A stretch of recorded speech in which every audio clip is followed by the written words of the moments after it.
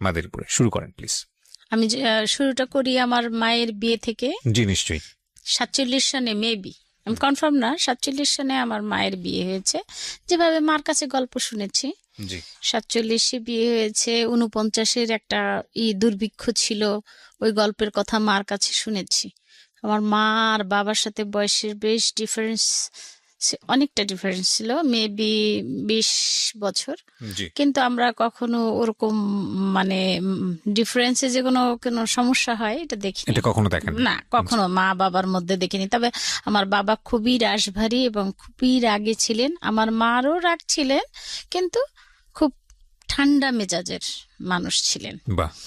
আর মার লেখাপড়া বলতে আমি বলবো, মার বয়স তখন 13, বিয়ে হয়েছে যখন, তো ততটুকু পড়াশোনা মা করেছেন, 5-এ এরকম। একাডেমিক কাগজপত্র নাই, বাট অরিজিনাল শিক্ষিত বলতে যেটা বোঝায়, আমি মনে করি আমার বাবা মা দুজনেই তাই। তো আর সংসার আমার মানে ব্রিটিশ সরকার আমার বাবার দাদাকে উপাধি দিয়েছিলেন। আমাদের গ্রামে যে কয়েকটা ফ্যামিলি, তাদের যে নামকরা ফ্যামিলি, সে ধর, মৌলবী, লস্কর। আর আমার বাবার বাড়ি হলো মাইসপাড়া গ্রাম, মাইসপাড়ার আশকর হাওলাদার, ওই জমিদার, ব্রিটিশ উপাধি। আর এইদিকে নানা ভাইকে আবার ব্রিটিশ উপাধি দিয়েছেন, যে ঈশ্বরচন্দ্র বিদ্যাসাগর হলো বিদ্যাসাগর, আর আমার নানা হলেন বুদ্ধির সাগর। বাবা চমৎকার। তো আমার নানা ভাই আবার বলেছেন, আমার মামারা আছে 7 মামা 5 খালা, কিন্তু আমার নানা ভাই আবার বলেছেন যে যদি আমার পরবর্তী উত্তরসূরি, তখন তো অবশ্যই ছেলে যদি হইতো, তাহলে আমি আমার আকলিমাকে রাখতাম, মানে আমার মাকে। বাবা চমৎকার। তো আমরা 13 ভাই বোন, 7 ভাই ফার্স্ট, আচ্ছা, একদম সিরিয়ালি 7 ভাই, তারপর আমরা 6 বোন। আচ্ছা। তো স্বাভাবিকভাবেই মা বাবার দুজনেরই কষ্ট তো আছেই, মার বিশেষ করে, যেটা মার খুব কষ্ট হইতো। ভাইয়েরা একটু বড় হয়েছে পরে মাকে, যদিও অনেক হেল্পিং হ্যান্ড ছিলেন, অনেক হেল্পিং হ্যান্ড ছিল আমাদের, ঘর বাড়ি পরিষ্কার করা, বিশাল বাড়ি। আজ পর্যন্ত আমি আমার বাড়িটা দেখতে পারিনি ঘুরে। মানে আমি যেটা বুঝতে পারছি যে আপনার প্রপিতামহ যদি বলি, মানে দাদার প্রচুর প্রপার্টি ছিল এবং উনি জমিদার ছিলেন। না, বাবার দাদা জমিদার ছিলেন। বাবার দাদা জমিদার ছিলেন, কিন্তু আপনার দাদা কি ছিলেন, মানে ওই তার সন্তান। এক্স্যাক্টলি। পরে মক্কা শরীফ চলে গেলেন। জি। উনি আর আপনার দাদা মক্কা শরীফ চলে যাওয়ার পর আর আসেননি। মানে কোথায় আছেন? তখন 1.5 বছর বয়স। মানে কোথায় আছেন, কিভাবে আছেন, কিছুই জানেন না? কিছুই আমরা জানি না, শুধুমাত্র 6 মাস পরে নোয়াখালী থেকে একজন লোক এসে মার হাতে বা কারো হাতে, বাবা চাচা মানে আমাদের চাচা বা হবে, কারো হাতে কিছু কাপড় চোপড় দিয়ে গেছে। আর ওনার কথাই ছিল যেন আমি ওখানে যাওয়ার সময় দোয়া করে গেছি ওখানেই মারা যায়। বাবাও হজ করার সময়টাই বলে গেছে।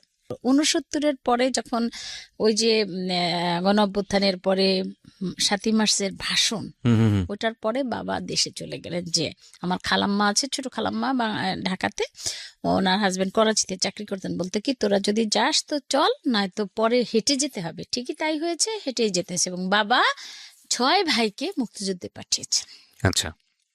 আপনি বলতে পারেন যে আমার গোটা পরিবার মুক্তিযোদ্ধা, কারণ আমার মা বুকে পাথর রেখে 6টা ছেলেকে পাঠানো সোজা কথা না, বিশাল ব্যাপার। আর ছোট ভাইয়ের বয়স তখন খুব বেশি না, 7-8-এ পড়ে, তো ছোট ছোট সবাই, ও অস্ত্র ব্যাগের মধ্যে করে আনা নেওয়া করতেন বাবা।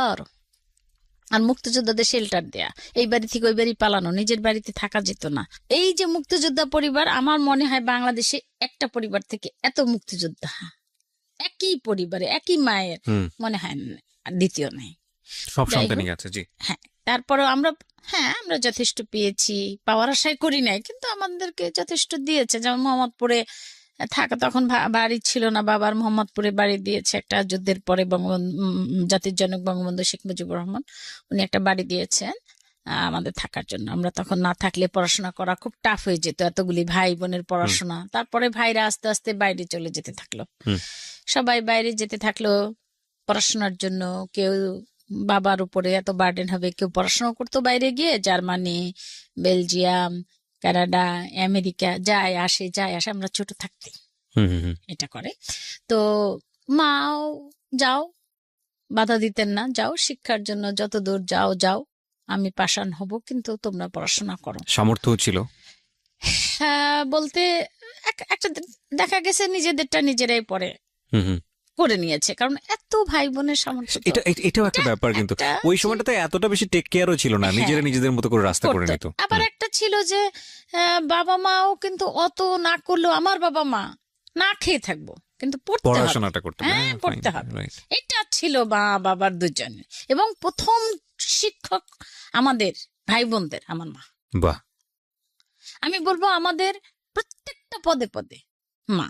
আমি মনে করি 47 সনের মহিলার সাথে আজকে যে বুদ্ধিজীবী, যেমন ওর ভিটিসি ড্যানি আপার সাথে আমি দেখি দুজনের সেম বুদ্ধি, হুম হুম হুম। তখন আমি অবাক হয়ে যাই যে আমার মা কত শিক্ষিত ছিলেন। True, true. তো আমরা সেরকম হইনি। আর একটা কথা হলো, আমরা শেষের দিকে বোনরা অত ব্রিলিয়ান্টও হইনি, ভাইয়ারা যেরকম। হুম। ভাইয়া সবাই খুব বাইরে নাম টাম করেছে, দেশেও ভালো বেশ তারা, কেউ লয়ার কেউ ইঞ্জিনিয়ার।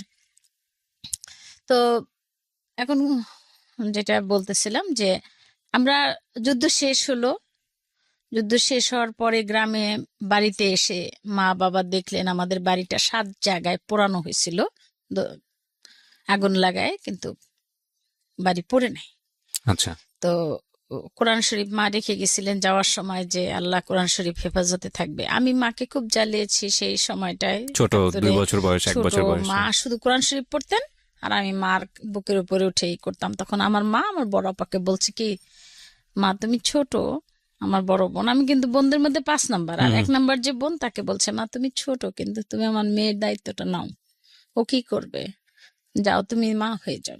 হুম হুম হুম। তা আমি আপার মেয়ে হয়ে গেছি, আজও ওইভাবেই আছি। হ্যাঁ। তো ঢাকা আসার মানে 73 সনে আবার ঢাকা চলে আসলো সবাই। জি। বাবার কাজ কথা হলো যে সবাই তো বেঁচে আসছে ভাইরা, হুম হুম এখন আবার পড়ায় মন্দ, হুম হুম। ওই যে বাইরে যাচ্ছে, বিদেশে যাচ্ছে আসছে, আবার কেউ বাংলাদেশে ব্যবসা করতেছে, লস হচ্ছে, মোহাম্মদপুরের বাসাটা আবার কেউ খোঁচাচ্ছে, এখানে থাকতে পারবে না ওরা, এই সেই করে একটু ওইগুলো। তো আমি তো বুঝিই না কিছু, আমি আমার কাজ হলো, আমরা 3 বোনে মিলে কখন ওই প্রাইমারি স্কুলে পড়তাম লালমাটিয়া, হুম হুম হুম। তো ওই হাততালি দিবে বান্ধবীরা, তখন আমরা বের হব, কান থাকতো ওইদিকে যে কখন বের হবো। আবাহনী মাঠ সেকেন্ড ক্যাপিটাল ছিল তখন, যে তেজগাঁর ওইদিকে, হুম হুম হুম। ওইদিকে দৌড়াতাম, কিন্তু মাগরিবের আজান দেওয়ার আগে ঘরে আসতাম। আর আমার ইমিডিয়েট বড় বোনটা, ও যা করতাম আমি ওই সাথে সাথে তাই করতাম। জি। আমি একটু বাপের বাড়িতে শান্ত বোকা স্বভাবের মেয়ে, বোকা, এখনো আমার নাম আছে বোকা। এত ট্যালেন্ট, তো অনেক ট্যালেন্টের মধ্যে। ঠিক আছে, বলেন আপনি আপনার মতো করে। হ্যাঁ। তো একদম রেজিস্ট্রিকৃত বোকা আমি আমার ফ্যামিলিতে। এরপরে আস্তে আস্তে 75 সন আসলো, 76 সন, এরকম আমি লালমাটিয়া প্রাইমারি স্কুলে ভর্তি হলাম, 1-এ ফ্রি প্রাইমারি। হুম হুম হুম। আমরা 6 বোনই ওইভাবেই পড়াশোনা করছি, Lalmatia free primary school, high school, college. আচ্ছা। তো এমন করতে করতে দেখা গেল বোনদের আস্তে আস্তে বিয়ে হলো। আমি যখন ক্লাস 4-এ পড়ি তখন আমার বোনের বিয়ে হলো, বড় বোনের। হুম হুম হুম। তো আমার তো মনে করেন, আমি তো মনে করছি আমার মা চলে গেল, কোথায় যাবে। আহা। আর দুলাভাই যখন আসতো, প্রথম কিছুদিন কাবিন করেছিল, তো দুলাভাই আসছে, পরে একদিন বললাম, আপনার কি লেপ তো শোক নাই, এই আসেন কেন আমাদের বাড়ি, আপনি কি গরিব? তা সে বুঝছে ছোট, কিন্তু এতটা যে অ্যাটাচড আপার সাথে আমি, হুম হুম, এটা আপার বুঝি নাই। এই কোমরের ইসের সাথে আমার এটা এটা বেঁধে রাখতাম, যাতে আপা উঠে গেলে আমি টের পাই। তো মনে মনে এটাই চিন্তা ছিল, দুলাভাই গরিব ওই জন্য আসে। তো যাক 2 মাস পরে তুলে দিলেন, তো অনেক কান্নাকাটির পর এক সময় তো ঠিক হয়েই যায় স্বাভাবিক। এরপরে মেজবোনের বিয়ে হয়েছে, সেজনের বিয়ে হলো না, একটু অল্প বয়সী বিয়ে হয় সবারই। সবাই আবার বিয়ের পরে পড়াশোনা করে, আচ্ছা, কেউ আচ্ছা। অনার্স করে, কেউ মাস্টার্স এটা করে। তো আপনাদের ওই সময় PhD এটা একটা কালচারই ছিল, সামাজিক ভাবে এটা একটা স্বীকৃতি ব্যাপারই ছিল যে মেয়েদের একটু অল্প বয়সে বিয়ে হয়ে যাবে। হয়ে যাবে, আবার গান বাজনাও আছে, হ্যাঁ, সবকিছুই করছে। সবই করছে। মা যে ওরকম আগের দিনে মানুষ পর্দানসীন, খুব conservative, ওইরকম ছিল না। কিন্তু তার মধ্যে দিয়ে সবই চলছে আমাদের। আচ্ছা আচ্ছা। আমাদের যাতে বাইরে কোনো এন্টারটেইনের জন্য বা বিনোদনের জন্য বাইরে যেতে না হয়, আচ্ছা আচ্ছা যাতে আমরা ঘরের মধ্যেই সবকিছু পাই। আচ্ছা এটা মারই ছিল, কারণ তখন ওই চাচাতো ভাই, আমাদের অনেক চাচাতো ভাই, মামাতো ভাই, খালাতো ভাই, ফুফাতো ভাই কেউ অ্যালাউড ছিল না আমাদের বাড়িতে। আমরা যখন একটু বড় হইলাম, আচ্ছা আচ্ছা আছে না যে কি হয়েছে, হ্যাঁ অমুকের ছোট বোন, ওরা কেন আসবে, খালাতো বোন মিললে কি হয়, কিন্তু এটা আমাদের ফ্যামিলিতে আমরা কখনো দেখিনি। খালাতো ভাই, মামাতো ভাই, চাচাতো ভাই কোনো মেলামেশা, ভাই ভাই আছে, ভাই বোন ডিস্টেন্স, ঘোরানো বেড়ানো আছে না ওদের বাড়ি গিয়ে। কিন্তু আমার এক খালার বাড়ি আমরা খুব যেতাম কাফরুলে, ওইটাই সাইকেলে করে। আমার ভাইয়ের নাম মানিক, আসলে সে মানিক, মায়েরও মানিক, আমাদেরও মানিক। তো ওই ভাই কাফরুল যেতেন, ওই কাফরুলে আমরা ভাইয়ের সাইকেলের আগে পিছিয়ে করে যেতাম। তো ওই খালার বাসায় গিয়ে আমরা ভাবতাম আমরা বুঝি এই 18-20 জন ভাই বোন, মানে আমরা এত অ্যাটাচড ছিলাম। তখন ছোট আমরা, তো খালার ছিল 2টা রুটি, একটু লুচি আর সুজির হালুয়া। তো ভাবছিলাম বড় হয়ে অনেকগুলি লুচি খাবো আর সুজির হালুয়া খাবো, এতগুলি। আচ্ছা, সেই স্বাদ আর কখনোই হ্যাঁ মনে আছে আপনার ছোট ছোট ইনসিডেন্ট গুলো? কোথায় গেলি? যাই হোক, তারপরে যাই হোক আমরা খেলতাম এই লালমাটিয়ার মাঠে টাঠে খেলতাম। অঞ্জনা রহমান ছিল আমাদের লালমাটিয়া কলেজের পিছনে, আমরা ফাঁক পাইলে ওনার কাছে উকি চুকি দিতাম গিয়ে দেখবো। নায়িকা অঞ্জনা, হ্যাঁ। আর এরপরে যাই হোক এই করতে করতে বিয়ে হয়ে গেল। তো বড় মেঝো সেজো বোনের বিয়ে হয়ে গেল, সবাই সরকারি চাকরি করে। আচ্ছা, এরা আবার তাদের কথা ছিল যে পড়াতে হবে, আমার ভাইদের কথা ছিল যদি পড়াও তো বিয়ে করো, না পড়াও নাই যাও, আর যৌতুক না দেব না, আমার বোন শূন্য হাতে দেব, নিলে নাও না নিলে নেই, তারপরে যা দেওয়ার তা তো, এটা তো কথাই নেই। এরপরে সে যে আমার ইমিডিয়েট বড় বোনটার বিয়ে হলো, তার কিছুদিন পর পরে আমার বিয়ের, ওইটা একটু ডিটেলস বলি। আমার দেবর আর আমার কোন ক্লাসে তখন বিয়ে যখন আসছে অফার বা আমার, আপনি কোন ক্লাসে তখন? আমি তখন ম্যাট্রিক পরীক্ষা দেবো, তখন এপ্রিল মে মাসে কিন্তু পরীক্ষা হতো। আচ্ছা, আমি তখন 85। আচ্ছা, 85-তে। তো আমি জানুয়ারি ডিসেম্বর মাসে, আমার ভাই আবার জার্মানিতে ছিলেন, ওনার একসাথে এক ফরেনার মহিলা বয়স্ক, খুব বায়োলজি থেকে ডক্টরেট ডিগ্রি করেছেন, উনি রিটায়ার্ডই করেছেন 78-এ। আচ্ছা, তো ওনার সাথে মা ছেলের একটা সম্পর্ক হলো আমার ভাইয়ের সাথে, ভাই আবার খুব মিশুক। আচ্ছা, তো ওইখানে হলো ভাইয়া ওই ভদ্র মহিলা আসলেন, আসার পরে উনি আমাকে খুব ভালোবাসতেন, খুব ওনার দিনে আমাদের সাথে ঘুরতেন আর রাতে লালমাটি একটা রেস্ট হাউস ঠিক করা ছিল, ওখানে গিয়ে ঘুমাতেন আমাকে নিয়ে। জার্মানি ভদ্রমহিলা? হ্যাঁ, জার্মানি ভদ্রমহিলা, ওনার নাম রোজমারি হেলফেরিক ছিলেন। হেলফেরিক আন্টি আমাকে নিয়ে রাতে থাকতেন আর বলতো যে বিয়ে করবা না তো তাড়াতাড়ি, বিয়ে তোমাদের দেশে এই যে ছোট ছোট সব বিয়ে হয়, স্বাস্থ্য খারাপ হয়ে যাবে, হ্যান ত্যান। কিন্তু ওই সময় আমাকে যে একজন আমার দেবর দেখে গেছে, আপন না চাচাতো দেবর, বনানীতে আমার ভাইয়ের হলো রড সিমেন্টের দোকান, ওর হলো গ্রিল, আলমিরা, শোকেজ, স্টিলের জিনিস টিনিস এসবের দোকান। ভাই খুব বন্ধুত্ব হলো। তার শরীয়তপুর, আমাদের মাদারীপুর। কিন্তু ভাই আমরা কোনোদিন মাদারীপুর যেতে পারতাম না, বললেই বলতো কি বই খাতা বাঁধো, চলো ফ্রি স্কুল পড়াই, আমার এত টাকা পয়সা দিয়ে দরকার কি, ভাইরা বলতো। তা আর কোনোদিন মনে মনে ভাবতাম কবে যাবো একটু গ্রাম দেখতে পারি না। রাইট, গ্রামে যারা একটা সময় কাটিয়েছেন তারা খুব মিস করেন, খুবই মিস করেন, ভয়ঙ্কর। কিন্তু আসলে ভাই আমরা মিস করবো কি, আমরা তো দেখিনি। আপনার তো সেই অর্থে মেমোরি নাই। হ্যাঁ, 3-4 বছর চলে আসছে। এখন মানে আমাদের ইচ্ছা ছিল যে বিয়ে হলে ইচ্ছা মতো যাবো, কিন্তু সেটা যাই হোক। তারপরে কি হলো, দেবর দেখে গেল। এরপরে কি হলো, আমার দেবর যে তখন তো দেবর হয়নি, আমার দেবর আর আমার ভাই পাশাপাশি দোকান, দুজনের খুব ভালো সম্পর্ক। তো আমাদের দোকানের যে ম্যানেজার, ওনার কাছে শুনতে পেলেন যে ওনার বোন আছে। আচ্ছা, তো অন্য বোনদের বিয়ে হয়ে গেছে, এই এখন মানে লাইনে। আচ্ছা, তো ওই ভদ্রলোক আসতো, আমি স্কুল থেকে আসতাম কোচিং করে, আসতো, উনি আসলে আমি 3 তলায় চলে যেতাম, 2 তলায় খাবার দাবার শোয়ার আর 3 তলায় আমাদের পড়ার জায়গা। এতটাই বিশ্বাস ছিল ভাইদের যে ওই সাইডে বুয়েটের ছেলে পেলে থাকতাম, আমরা এখানে পড়তাম, ভাইয়াদের কোনোদিন কোনো সন্দেহ হয় না। কে আমাদের কি বলবে, 7 ভাইয়ের 2টা করে বন্ধু থাকলে তো বাস 14 জন। শুধু চুরি করে পারতাম কি একটু সিনেমা, তাও ধরা পড়ে যেতাম। শ্যামলী হলে সিনেমা দেখতে যেতাম, ছোট ভাই এসে গান গাওয়া শুরু করতো আমাদের ওই সিনেমার গানটা, তো বুঝতে পারতাম গেছে। বই খাতা লুকাইতো, হাত পা ধরে আবার বই নিয়ে নিতাম, আর করবো না। তো কি করলো, ওই ওই ওই ভদ্রলোক আসা আর বন্ধ হয় না, কারণ কি ও আমাকে দেখতে পাচ্ছে না। আমি মনে মনে ভাবি মনে হয় গরিব টরিব হবে, ওই দুপুরবেলা ভাত খেতে আসে। মানে আমার মনের ইচ্ছা, মানে বিরক্ত লাগতো। তো একদিন আমার বাসায় যে হেল্পিং হ্যান্ড, ওকে বলা হলো যে তুই আমার ভাই, তুই আজকে ঘুমাবি। ভাবিকে বললো তুমিও ঘুমাবা, তখন সেজ ভাই বিয়ে করেছে, তুমি ঘুমাবা, আমি যা করার আমি করবো। তা আমাকে ডাক দিল, নিল, উপরে উঠো না, আপেল কেটে দাও আর দাও। বস এই মাত্র ভাত মানে ভাইয়ারা কথা বলার পরে কথা বলার মতো আমাদের কোনো সুযোগ ছিল না। তবুও মনে মনে বলি এই মাত্র ভাত খাইলো, এখন আবার আপেল কেটে দেবো, কোত্থেকে আসছে, গরিব মানুষ, থাক খাওয়াই। দিয়ে আমি না মানে ট্রেটা রেখে একটু তাকাইছি, উনিও দেখে আমার দিকে তাকানো, এই দেখাই।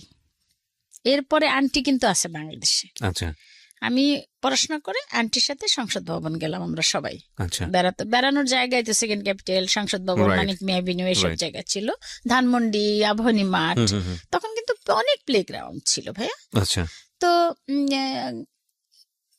হইলো, আন্টি আবার কি করলো, তখন বোধহয় চলে গেল কিছুদিন পরে। আন্টি চলে গেল, রাতের বেলা আমরা সবাই মিটিং টিটিং করলাম যে কে কত কান্না আছে কান্না করো, টাঙ্কি ভরে যাক, কালকে আর পানি লাগবে না। এসে তো গেল। পরে একদিন এক ভদ্রলোক আসলো, আমরা সংসদ ভবন যাব, প্রায় যেতাম সংসদ ভবন। এক ভদ্রলোক আসলো, তো আমাকে ভাইয়া দেখি কোনো না কোনো বাহানায় বলে এখন না যাই, পরে যাই, আসো আমরা একটু পরে যাই। আমার ভাইয়া ভাবির নামে রেবু আমরা একটু পরে যাই, একটু পরে যাই।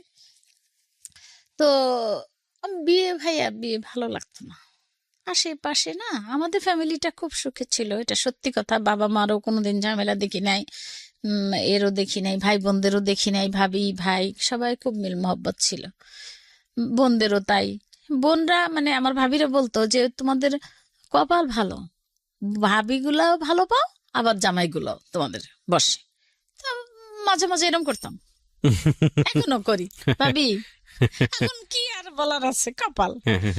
তো আমি উপর এখন আর মানে লাস্ট এসে সন্ধ্যা সন্ধ্যা হয়ে যায়, ভাবি বলে কি শোনো আমি চলে যাই, ওরে নিয়ে ও বুঝতে পারবে কিছু, পরে শুনেছি এগুলি। তো নিচে যাচ্ছি, যে আমাদের দোতলা নামতে যে বড় একটা সিঁড়ি থাকে না, ওই সিঁড়িটায় দাঁড়ায় এক ভদ্রলোক আমাকে বলে, দাঁড়াইলো, বলে কি নিলে একটু দাঁড়াও। আমার ভাবি বললো এই তো ইসমাইলকে চেনো না, ওই যে আমার দেবর, তার বড় ভাই। আচ্ছা সালাম দিলাম, কি পড়েন? পরীক্ষা দেবো। ও আচ্ছা, বসেন। বলে আমার একটু রাগ লাগলো, ভালো লাগে না, চলে গেছি, মনটা কেমন একটু কেমন দিল। তো আমাকে ভাবি রাস্তায় কি যেন বলে, নীলু বিয়ে টিয়ের কোনো চিন্তা আসে না তোমার? আমি কি জানি, তোমার চিন্তা হলে আমার চিন্তা, আমি তো আর আমার মালিক না। তো গেল চলে, কি হইলো আর আমি জানি না, এগুলো আর পরে শুনি নাই কি হইলো, হাজবেন্ডের কাছ থেকে শুনছিলাম। তো উনি খুলনা চলে গেল, খুলনা চাকরি করে, ফুড ডিপার্টমেন্টের ফুড ইন্সপেক্টর। আচ্ছা, তো উনিও খুলনাতে।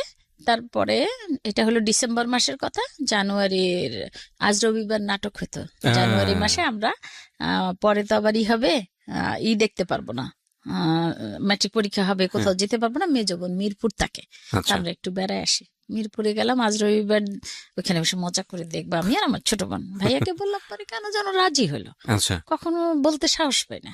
তখন সেদিন বললাম ভাবি আছে, ভাবিকে বলে তখন বললো যে ঠিক আছে যাও। পরের দিন সকালবেলা ভাইয়া মোটরসাইকেল নিয়ে হাজির। তো মোটরসাইকেল নিয়ে যখন আসছে, ঘুম থেকে তাড়াতাড়ি উঠছি যে আমাদের নিয়ে যাবে। তো জানি না আমি, আমার যেন মানে মানে কেমন একটা মানে অদ্ভুত রকমের একটা ভিতর থেকে একটা আসলো যে আমার কিছু একটা হবে। তো ফ্রেশ ট্রেশ হইলাম, ভাইয়ার সাথে যাব বলে, ভাইয়া আমার সাথে কথা না বলে চলে গেল। মেয়ে যাবো বলে কি, চল আমরা যাব, বাসায় যাব, মোহাম্মদপুর যাব। কেন আপা? তখন তো রিক্সায় সব চলতো ভাইয়া, রিক্সায়, 2টা রিক্সায় মোহাম্মদপুর আসবো। তো আপার মেয়ে হয়েছে কিনা, তখন হয়েছে মানে হয়। তো আপা বললো কি মোহাম্মদপুর চলো। তা যাবো কেন, মোহাম্মদপুর যাবো কেন, আজকে না থাকার কথা। তো বলে কি থাক চলো। তারপরে গেলাম, বাসার এইটাও থমথমে ভাবটা, এত ভাই বোন, ভাইয়ের আবার কেউ জয়লখালে থাকে, কেউ ইঞ্জিনিয়ারিং পরে সেখানে থাকে, কেউ বিদেশে থাকে, বেশিরভাগই বিদেশে থাকে, 3-4 ভাই তখন বিদেশে থাকে। তো মা বাবা গ্রামে। আচ্ছা, আমাকে বললো কি মেঘলা মেঘলা দিন, কুয়াশা, আগে শীত পড়তো তো অনেক, তাই না? এটা হলো জানুয়ারির 12-13 তারিখে হবে আর কি। তো আমার দুলাভাই আবার সৌদি আরব যাবে একজন। তো আমাকে বলল কি যে তুমি হলুদ মরিচ, তখন তো গুঁড়া করতেই হবে, ইমার্জেন্সি বলতে কিছু নাই, গুঁড়া করাটাই ইমার্জেন্সি, কেনার ই নাই। তা আমাকে বললো কি এগুলো একটু পারো তো চুলার উপরে দিয়ে, কেবল গ্যাস তখন মনে হয় নতুন নতুনই আসা, দিয়ে একটু হালিমকে দিয়ে তুমি ভাঙাইও, টাকা টুকা দিয়ে। ভাবিরা কোথায় চলে গেল, আমার ছোট বোনও গেল। তো রাতে আসলো, অনেক রাতে। তো আসলো পরে আমি ছোট বোনকে জিজ্ঞেস করলাম কি কোথায় গেছিলি রে তোরা? তো বলে কি আমার ছোট বোন কান্না, আমাকে ধরে অনেক কান্না করছে। কি হয়েছে? বলছে তো ওকে না বিয়ে, তোর না বিয়ে। হ্যাঁ, আমি বললাম আমার বিয়ে? তো কিছু বলিনি, চুপ করে শুয়ে থাকলাম গিয়ে। পড়ায় আর মন বসলো না।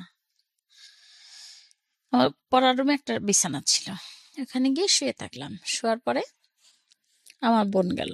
এরপরে কি হলো, আমরা ড্রয়িং রুমে আসলাম।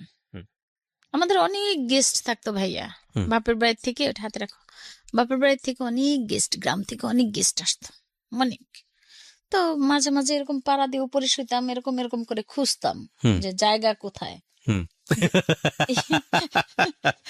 ওকে। তো ভাবিদেরও কিছু করার ছিল না, লোক আছে ওরা রান্না করবে, তোমার কি। ভাইদের এই কথা ছিল। বাবা মা এখনো কিছু জানে না। তা আমি শুয়ে আছি, তোমার ছোট বোন বলে কি জানিস লোকটা কেন ভালো লাগে না, বস।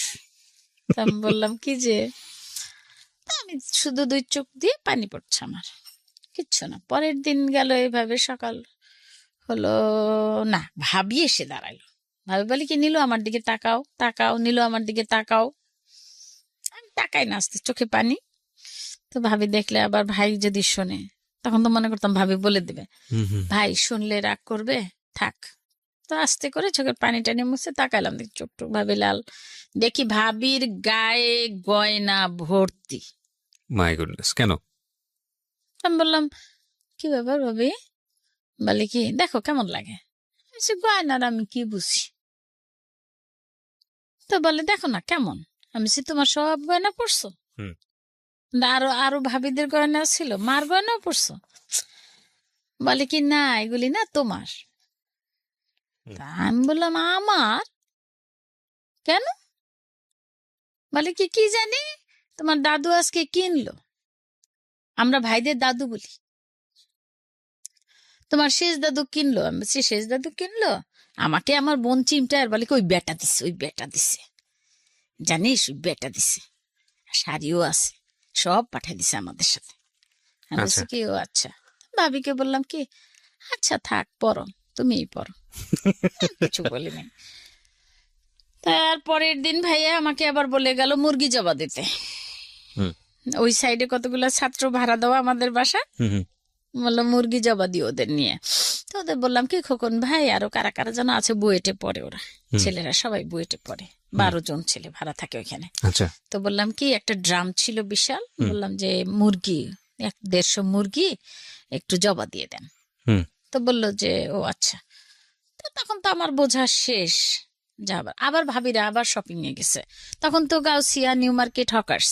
ইন্টারেস্টিং বিষয় হচ্ছে যে মানে আজকালকার যুগে ছেলে মেয়েদের কথা চিন্তাই করা যায় না, এটা যে একটা মেয়ের বিয়ে হয়ে যাচ্ছে, তার কাছ থেকে পারমিশন নেওয়ার কিছু নাই, সবাই মোটামুটি শপিং টপিং করে একদম রেডি হয়ে যাচ্ছে, মানে যার বিয়ে তাকে জিজ্ঞেস করার কিছুই নাই। এটা এই যুগে হলে তো মার্ডার হয়ে যাবে। মানে আপনাদের সময়টা তাহলে কতটা এরকম ছিল? তারপরে কথা আছে, আরো আছে, দেখ। হ্যাঁ সামনে আগে প্লিজ।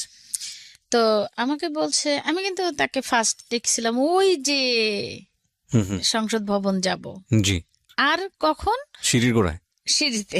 তা তো ভালো লাগে, সোয়েটার পরছে একটা, ভালো লাগে নাই, তার কোনো স্মার্টনেস নাই, তে বুড়া, তো কি মানে সে ঢাকা ইউনিভার্সিটি থেকে সোশিওলজিতে মাস্টার্স করা। আর আপনি তখন ম্যাট্রিক পরীক্ষা দিয়েছেন মাত্র। জি। এখন আমাকে বলে যে ও পরের দিন আবার শপিং টপিং করে, ওই যে তারা এখন আজকে আবার আমাদের শপিং, মানে কালকে করছে ওদেরটা, আজকে আমাদেরটা, আমরা কি দিবে না দেবে। ভাবি আর আসেনি আমার কাছে, চুরির মাপ ছোট বোনও গেছে সাথে। তো আমি আজকে মুরগি জবা দিতে আসতেছি, তখন প্যান্ডেল ট্যান্ডেল টানাবে উপরে, দুইটা ছাদ মিলে। তখন কি ছিল ভাইয়া, আপনি দেখেছেন কখনো বিহারীদের বাড়ি? আমি মোহাম্মদপুরে এক গিয়েছি। ওয়ালের মধ্যে দুটো থাকে, আচ্ছা। মানে মানে দরজা করলেই এই রুম, এই বাসা থেকে ওই বাসায় যাওয়া ও যায়, আচ্ছা আচ্ছা। আবার লাফ দিয়ে 5টা বাসায় যাওয়া যায়। আচ্ছা আচ্ছা, আমরা যেতাম, মানে ছাদের উপর দিয়ে হ্যাঁ হ্যাঁ, লাফতে। এই ছাদ থেকে এই ছাদ। আচ্ছা আচ্ছা আচ্ছা। তো ওইটা ওয়াল ছিল, হুম। দরজা করা ছিল 25 নম্বরে আর 26 নম্বর, আমাদের 26, এই 26 জাকির হোসেন রোড, জি মোহাম্মদপুর। জি।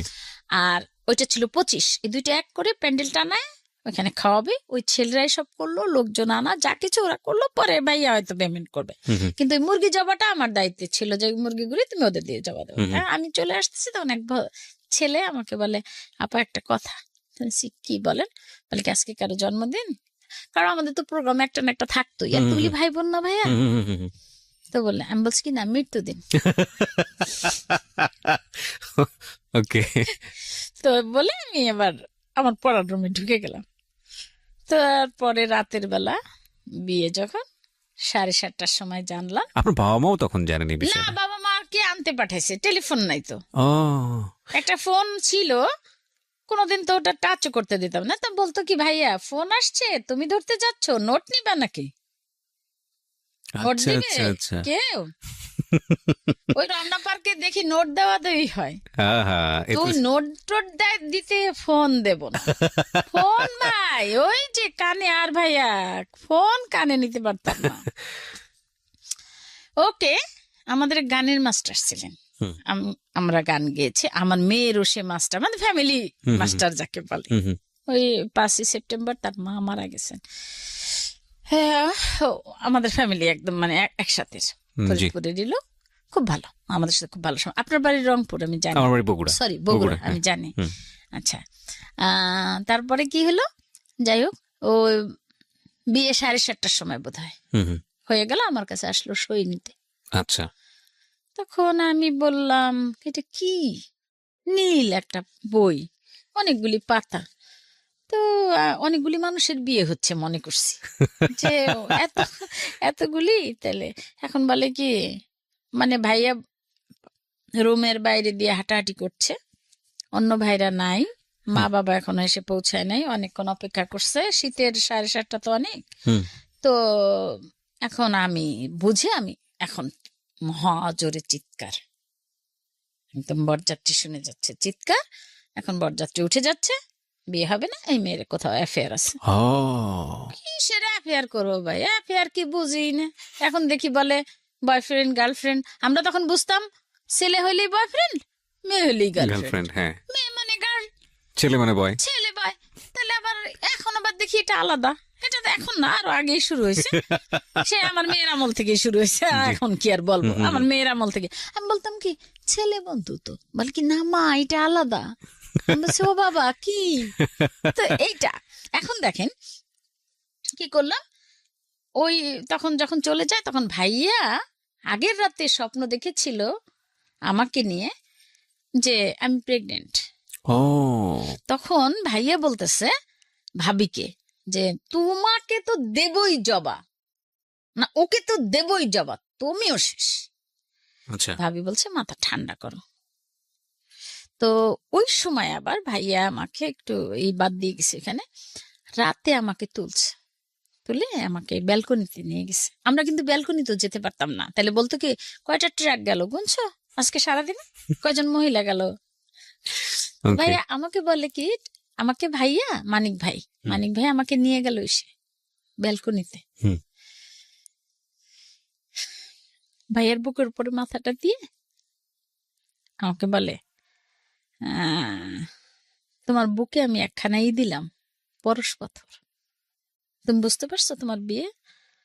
বুঝছি। তো মানে শব্দ নাই।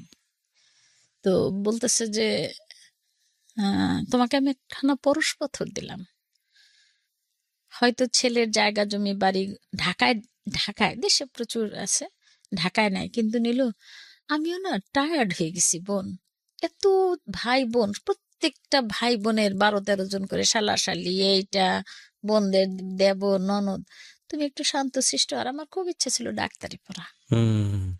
ভাইদেরও ইচ্ছা ছিল পড়তে পারবে, ছেলে তোমাকে পড়াবে। দেখো না, আর দুলাভাইরা পড়াইছে না, আর বোনের জামাইরা পড়াইছে না, কেউ তো আর দুলাভাই হয় না ভাইদের। হুম। তা আমি বললাম কি, আমি কিচ্ছু বলিনি। তো বললো যে ওই পরশ পাথরখানা যতদিন তোমার থাকবে ততদিন তুমি মনে করবা মহাসুখে। তুমি যদি সুখী না হও তা আমি তোমাকে, তুমি যা চাবা আমি তাই করব, বোন কোনো কেলেঙ্কারি করো না। আচ্ছা আচ্ছা। তখন ওইটা বলার পরে আমার তো এমনি কোনো রকম সমস্যা নাই, কি কেলেঙ্কারি কি করব কি। তারপরে আর কি ওই যে সই করতে আসা, তখন কান্না করলাম, ভাই চিল্লা পাল্লা শুরু করলো। আমি বললাম কোথায় দিতে হবে সই আনেন, এই খাতা নিয়ে চলে যাচ্ছে, মেয়ে বিয়েতে রাজি না। ভাবি বললো কি দেখেন, মেয়ে তো পালায়ও যাইতে পারতো, বলে সুযোগ পায় নাই, পালায় নাই এখন তাই। তারপর আমি বললাম এই ভাবি অত গন্ডগোলের কি দরকার, দাও সই দেই। কোথায় সই দিতে হবে দাও। দিলাম, সই দিয়ে দিলাম দুই জায়গায়। আর কবুল বলতে হয়, জোরে জোরে কবুল বলছি, তাও শুনছে বরযাত্রী। তারপরে পালা হলো, শাড়ি টাড়ি দিল, গয়না টয়না তো আগেরই দেওয়া, তখন তো পার্লার টার্লারের দরকারও ছিল না। নিজেরা নিজেরাই সাথে তো স্নো টুনো দিয়ে ফোটা ফোটা দিত। হ্যাঁ, ও দেয় নাই, দিতে দেয়নি, কানতে কানতে শেষ ভাইয়া, চোখ দুটাই ফুলে উঠছে। তারপরে বান্ধবীরা কেউ কিছু জানে না, বলি নাই লজ্জায়, ও বুঝছেন।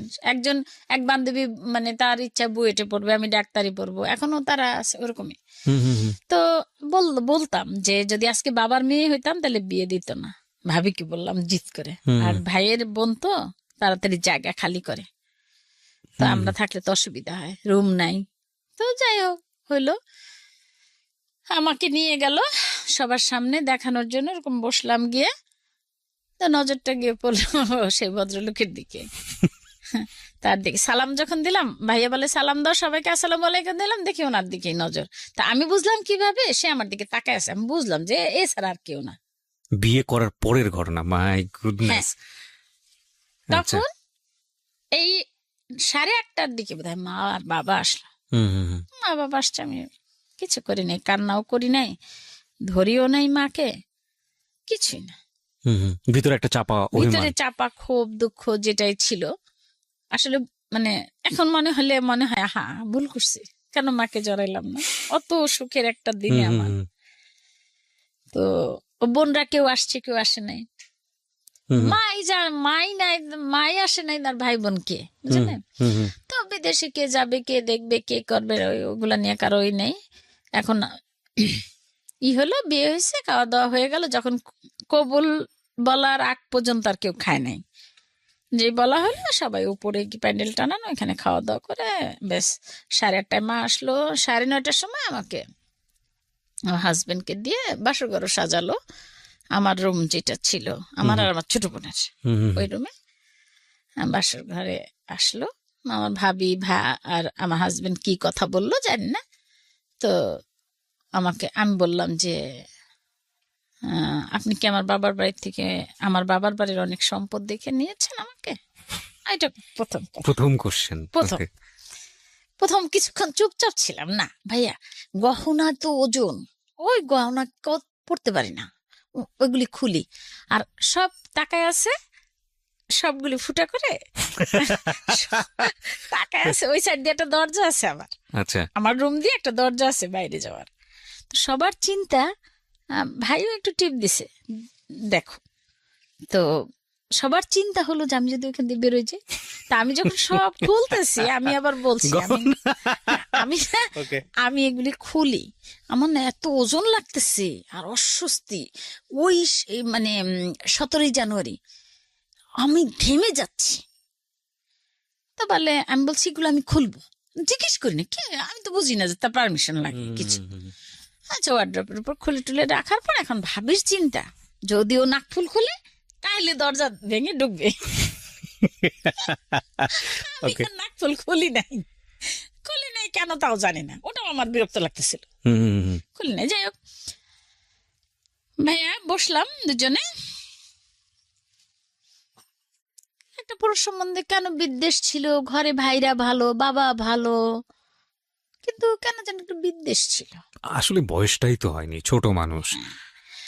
এখন ওই ভদ্রলোক এত ভালো, এখন তো আমার স্বামী, এত ভালো। আমি জিজ্ঞেস করলাম কি, আমি একটা কথা বলবো, ভয় লাগে না। হুম হুম। বলে কি বলো? না বলেন বলছে না, বলো বলোই বলছে। তা আমি বলছি কি আপনি কি আমাদের অনেক সম্পদ দেখে বিয়ে করছেন, বাড়ি টাড়ি? কিচ্ছু কিন্তু পাবেন না। আপনি আপনি যদি আমি না দেখি কি চারিদিকে এই নিয়ে গন্ডগোল হয় ভাইয়া, হ্যাঁ হ্যাঁ। এসব নিয়ে মারামারি ফাটাফাটি হয়। হুম হুম। এই এনে দে, বাপের বাড়ি থেকে আনবি, Right, true, এই true. বাড়ি ওই বাড়ি ওই বাড়ি, অনেক মারামারি। আর এই যৌতুক ফৌতুক একটা নিয়ে একটা হয়। তা আমি বলছি কি এই যদি হয় তাহলে না আপনি কিচ্ছু পাবেন না, যদি আপনি নেন আমি কিন্তু নেব না। এখন হাসে বলে কি বসো, মানে দেখি একটু একটু করে কাছে আসে। আমি তো ভয়ে অস্থির। এখন বলে কি ভয় পায় না, শোনো আমি কিচ্ছু নেইনি, তোমাকে দেখে আমার পছন্দ ছিল, আর একবার দেখার ইচ্ছা ছিল। আমি একটা মেয়ে চাই। আমি গ্রামে গেছিলাম উপজেলা চেয়ারম্যানের মেয়ে দেওয়ার জন্য, আমাকে সবাই আটকায় রাখছিল যেদিন তোমার ওইখানে প্রথম ওই যে আমার হুম হুম হুম। সিঁড়িতে দেখা হয়েছে, তখন আমি ওরকম ছিলাম। দেখলাম কি বাসর ঘরে তাকে সম্পূর্ণ ভিন্ন, ডায়মন্ডের মতো জলে। সে বলল, কথোপকথন হচ্ছিল আপনার হাজবেন্ড আর ওয়াইফের হ্যাঁ মধ্যে? বললো যে দেখো আমার আরেকবার ইচ্ছা ছিল, দেখতে পেলাম না, ওকে নো প্রবলেম, আমার তোমাকে পছন্দ হয়েছে। আমি আস্তে আস্তে একটু তাকায় আর দেখি ভালোই লাগে। ওকে। তো বললাম যে শুনেন, আপনি না আমাকে ধরতে পারবেন না, একটু কাছে আসে তো, আমি বলছি, আপনি আমাকে ধরবেন না, হ্যাঁ? তো বলি কি না ধরবো না তো। তা ও গল্প করবো। তা আমি বলছি আমার না, বলছে তোমার মানে, আমি বলছি আপনি আপনি কাউকে ভালোবাসতেন বিয়ের আগে? বলে কি না। আমি বলছি কি ঢাকা ইউনিভার্সিটি থেকে মাস্টার্স করছেন, তারপরে কত জায়গায় ঘুরছেন, প্রেম করেন নাই? বলে কি না প্রেম করিনি, কাউকে ভালো লাগে নাই। কেউ দেখি বয়স্ক, কেউ দেখি বুড়ো, কারো দেখি আর একজনের সাথে সম্পর্ক, কেউ দেখি ওই ফুড ইন্সপেক্টরের লোভে বিয়ে বসতে চায়, কেউ দেখি বাবারা অনেক কি করে, আবার আমার ভাই আবার একটু কারো কাছে কিছু চায় যে আমার এরকম একটা ভাই, হুম হুম। তার জন্য অনেক কিছু দেওয়া যায়, এই করে করে না আর হয়নি নিল, এরকম করেই বলতেছে। আমি বলছি, ও আচ্ছা। তো গল্প করতে করতে আমি আবার আমার একটা ফ্যামিলির গল্প আছে, সেটা আমি নাই বলি, মানে খুব কাছের একজন, তার একটা ফ্যামিলি ট্র্যাজেডি আছে, ওইটা বলতে বলতে বলতে বলতে আমরা ফজরের আজান দিল। আমি তাড়াতাড়ি রুম থেকে বেরোয় গিয়ে আস্তে করে ডাইনিং টেবিলে বসে আছি। দেখলাম কি জানেন, সারাটা ওই হুড়মুড় করে সবাই সারাটা রাত ওইখানে ছিল, মানে হুড়মুড় করে সবাই ওখান থেকে সব ওইখান থেকে বাকছে। ওকে। আমি গিয়ে আস্তে করে এরকম, মানে আমার মা এসে পাশে বসছে নামাজ পড়ে। হুম। মা বলতেছে কি আম, তখন মাকে জড়াইতে রে কান্না করছে। বললাম মা আহ, আসলেন তো শেষে? বলছে দেখ পাশের বাড়ির এক লোক দিয়ে, পাশের বাসার তোর তোর অমুক ভাইয়ের বন্ধুর ভাইরে দিয়ে আমাকে খবর দিয়েছে কি আসা যায় শোনা, এরকম করে যাই হোক ভাইয়া গেল, বিয়ে হলো 85-র 17ই জানুয়ারি আমার সাথে। ব্যাস দিনে খাওয়া দাওয়া এই সেই, পরে ওই যে কি জানি বলে, পরে তারপরে আবার আর এক রাত কেটে গেল গল্প করে, তারপরের রাত পরের দিন আমরা আবার চাংপাই তখন নতুন খুলছে হুম হুম হুম। একটা চাইনিজ রেস্টুরেন্ট হ্যাঁ। মগবাজারে, ও খাওয়াতে নিয়ে গেল। তারপর আমি অনেক গিফট পেয়েছিলাম, টাকা, আচ্ছা। সব টাকা, তা আমি না দিয়ে দিচ্ছি আমার হাজবেন্ডকে। সে খুব খুশি হয়েছে, তার আবার টাকা শেষ। গ্রাম থেকে লোকজন আসছে না, হোটেলে রাখছে, হুম হুম। তার টাকা শেষ হয়ে গেছে, সে খুব খুশি। কি হয়েছে, ভালোই হয়েছে, বউটা তো ভালোই বেশ। তা আমরা সিনেমা দেখলাম, চাংপাই রেস্টুরেন্টে খেলাম, তারপরের দিন এরকম করে 5 দিন। মনে মনে বলে কি যায় না কেন, আমি পড়বো কখন, আমার তো পরীক্ষা সামনে। হুম। সেই আবার বললো নিল আর এবার আর বেশি থাকবো না, পরের বার এসে থাকবো। মনে মনে করতে আসিস না। তো আচ্ছা ঠিক আছে, আমাদের সে চলে গেল। ফার্স্ট আমাকে একটু আদর করে গেল, এই ফার্স্ট আমাকে সে ধরলো, আমিও কিছু বললাম না, ভালোই লাগছে। এই চলে গেল, তো সে খুলনা গেল ফোন করতে, এখন ফোন ধরতে অসুবিধা নেই, এখন সব অনেক ফ্রিডম। এখন বলে ফোন ধরলে কথা না বললে বলে কে, বলে দাদু আমি। আচ্ছা দাদু বলে, হুম। বলে কি আচ্ছা নিলু, আচ্ছা তুমি ধরো এখন থেকে ফোন। আমি বলি পড়ি তো, 3 তলা থেকে আসবো ফোন ধরবো, তো বলে প্যারালাল লাইন দেই। আমি বলছি, না না না না দরকার নাই। যাই হোক ভাইয়া 21শে ফেব্রুয়ারি আবার এসে সে আমাকে নিয়ে গেল এই ইসে, হুম হুম হুম। বলে ভাইয়াকে নিয়ে গেল খুলনা, কোয়ার্টার পেয়েছে, আচ্ছা। Officers quarter. তো নিয়ে গেল খুলনাতে, আমার লাইফ শুরু হলো।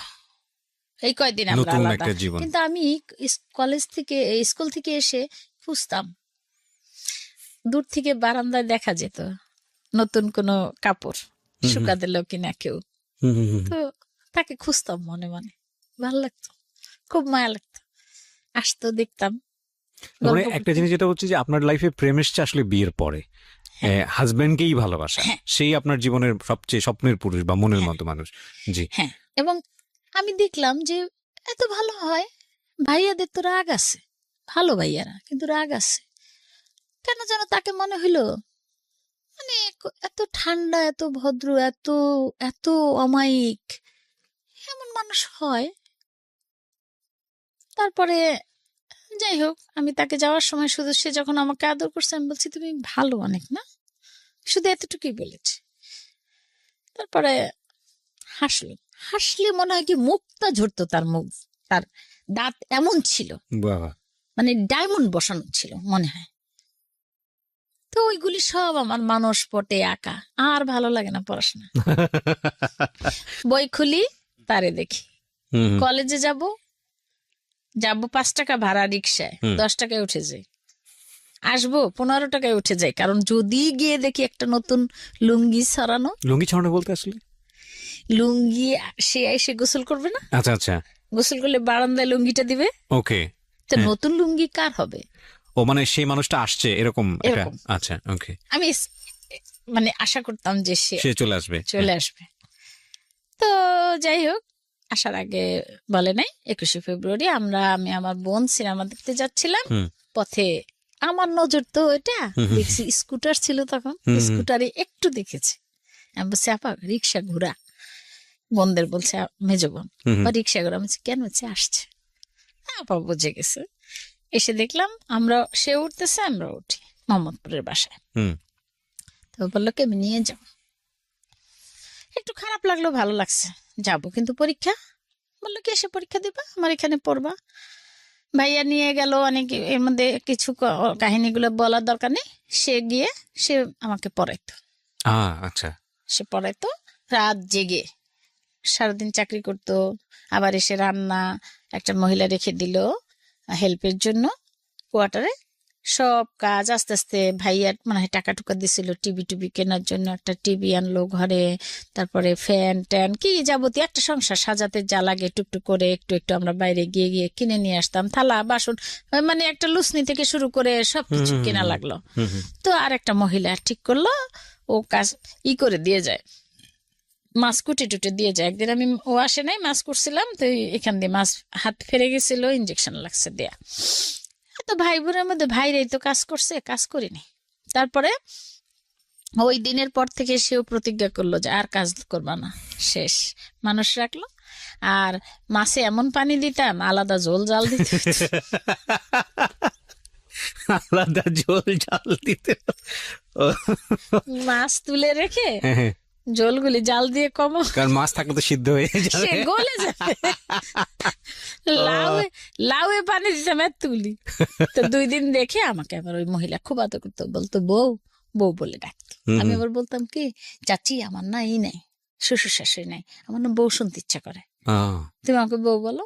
তো বলতো যে বউ এই লাউ এখন সরান, লাউ উঠান, এরকম করে যায়। এই করতে করতে ভাইয়া, আমি পরীক্ষা দিলাম, ঢাকা আসলাম, পরীক্ষা ওই শনি আরো 2 ভাই বিয়ে হয়েছে আমার, আরো 2 ভাই বিয়ে করছে। কারণ সত্যি কথাই ভাই, আমাদের তো এতগুলি ভাই বোন, একটু তো সরাতেই হবে, স্পেস লাগবে না? নিশ্চয়ই নিশ্চয়ই। তারপর ছোট বোনটা পড়তো 8-এ, তখন আমার বিয়ের সময়। আর তারপরে এ বিয়ে করলো, আরেক ভাই বিয়ে করলো জুনে, আরেক ভাই বিয়ে করলো 28শে নভেম্বর। তো আমি সবগুলিতে অ্যাটেন্ড করতে পারলাম না। জুনে যে ভাই বিয়ে করছে সে সময় আমি ঢাকাতে লালমাটিয়া পরীক্ষা দিই। আচ্ছা, তখন তো ওই যে এপ্রিলে শুরু হইতো পরীক্ষা, জি। তো প্র্যাকটিক্যাল দিতে আর ইচ্ছা করে না, চলে যাবো তার কাছে, প্লেনে আসতাম যশোরে। তা যাই হোক, কোন রকম দিলাম, সেকেন্ড ডিভিশন পেলাম। তো বললাম আমার এনাফ, আবার লালমাটিয়াতেই ভর্তি করলো, যে তুমি তো লালমাটিয়া যাবাই, মানে ঢাকা যেতেই হবে, লালমাটিয়ায় ভর্তি হও। ইন্টারমিডিয়েট পাস করলাম 85, 86, 87, 1 বছর বোধ হয় 87-তে, 88-তে গিয়ে আমার মেয়ে আসলো। আমার পেটে আচ্ছা, আসলো আপনার অষ্টআশিতে প্রথম সন্তান। প্রথম মেয়ে। আর সে ভাই তো অনেক কষ্ট হলো মেয়ে। যাই হোক, মেয়ে হওয়ার পরে মেয়েটা হয়তো অনেক মানে 12 পাউন্ড ওজন হয়েছিল, নর্মাল। হুম হুম হুম তো সেই দিনে তো আর সিজার সহজে করতো না। হুম হুম। তো ইচ্ছা ছিল ঢাকায় টিএ চৌধুরীর কাছে, কিন্তু সে বলতেছে না, আমার বেবি আমার কাছে হবে, তুমি কি বলো? আমি বলছি আমারও ভালো লাগে না, তোমার কাছেই থাকবো। খুব আদর করতো ভাইয়া। মনে হয় যেন কি বলবো, মানে আমার ভাবিরা বলে যে কি বলবো, যে মাথায় করে রাখবো না, ননির পুতুল। বলতো নীলু হলো ননির পুতুল। আসলে আমি এত চঞ্চলে যে এখন এত কথা বলি, কথা বলতাম না। ওই যে বললাম হুম যে হুম বাপের বাড়িতে রেস্ট্রিগিত বোকা ছিলাম, হুম হুম হুম কথাও নাই। ওই বোনরা যা করতো ওই দেখে দেখে তাই করতাম, নিজের কোনো মতামত হুম নাই। হুম পড়াশোনাটা করতাম খুব, পড়তে কাজ না করে পড়তাম, যদি কাজে বলতো দৌড়াইতাম পড়তে। তো ওই যে আহ্লাদটা পেয়েছি ওইখানে গিয়ে একটু হয়েছি, একটু জেদি হয়েছি, একটু রাগী হয়েছি। এখন দেখি কিছুটা অত্যাচারও করি হাজবেন্ডকে, কারণ ওই যে এটা স্বাভাবিক, যেটা হুম প্রশ্রয় পাইলে যা হয় আস্তে আস্তে। কিন্তু মেয়েটা পেটে আসলো পর থেকে রাগটা বাড়লো, তো বুঝতে পারে, মনে করছে কিচ্ছু খেতে পারতাম না, নাক দিয়ে সব বেরোয় যেত, মুখ দিয়ে রক্ত এসে যেত, স্যালাইন ট্যালাইন দিয়ে। যাই হোক, হইলো মেয়েটা, এত বড় মেয়ে, ডাক্তার বাদশা মিয়া, উনিও ভালো গাইনিকোলজিস্ট। হুম। মা ছিলেন 29 দিন আমার কাছে। আচ্ছা। এই প্রথম মা মেয়ে কোনো মেয়ের বাড়িতে, আমার বাবা পছন্দ করতেন না কোনো মেয়ের বাড়িতে থাকা। তো বলছে যে এই মেয়ের কেউ নাই, আপনি আমাকে যেতে দেন ওর কাছে। তারপরে মা 29 দিন থাকলো। তারপরে বাচ্চাটা হওয়ার পরেও 9 দিন আমি ক্লিনিকে ছিলাম।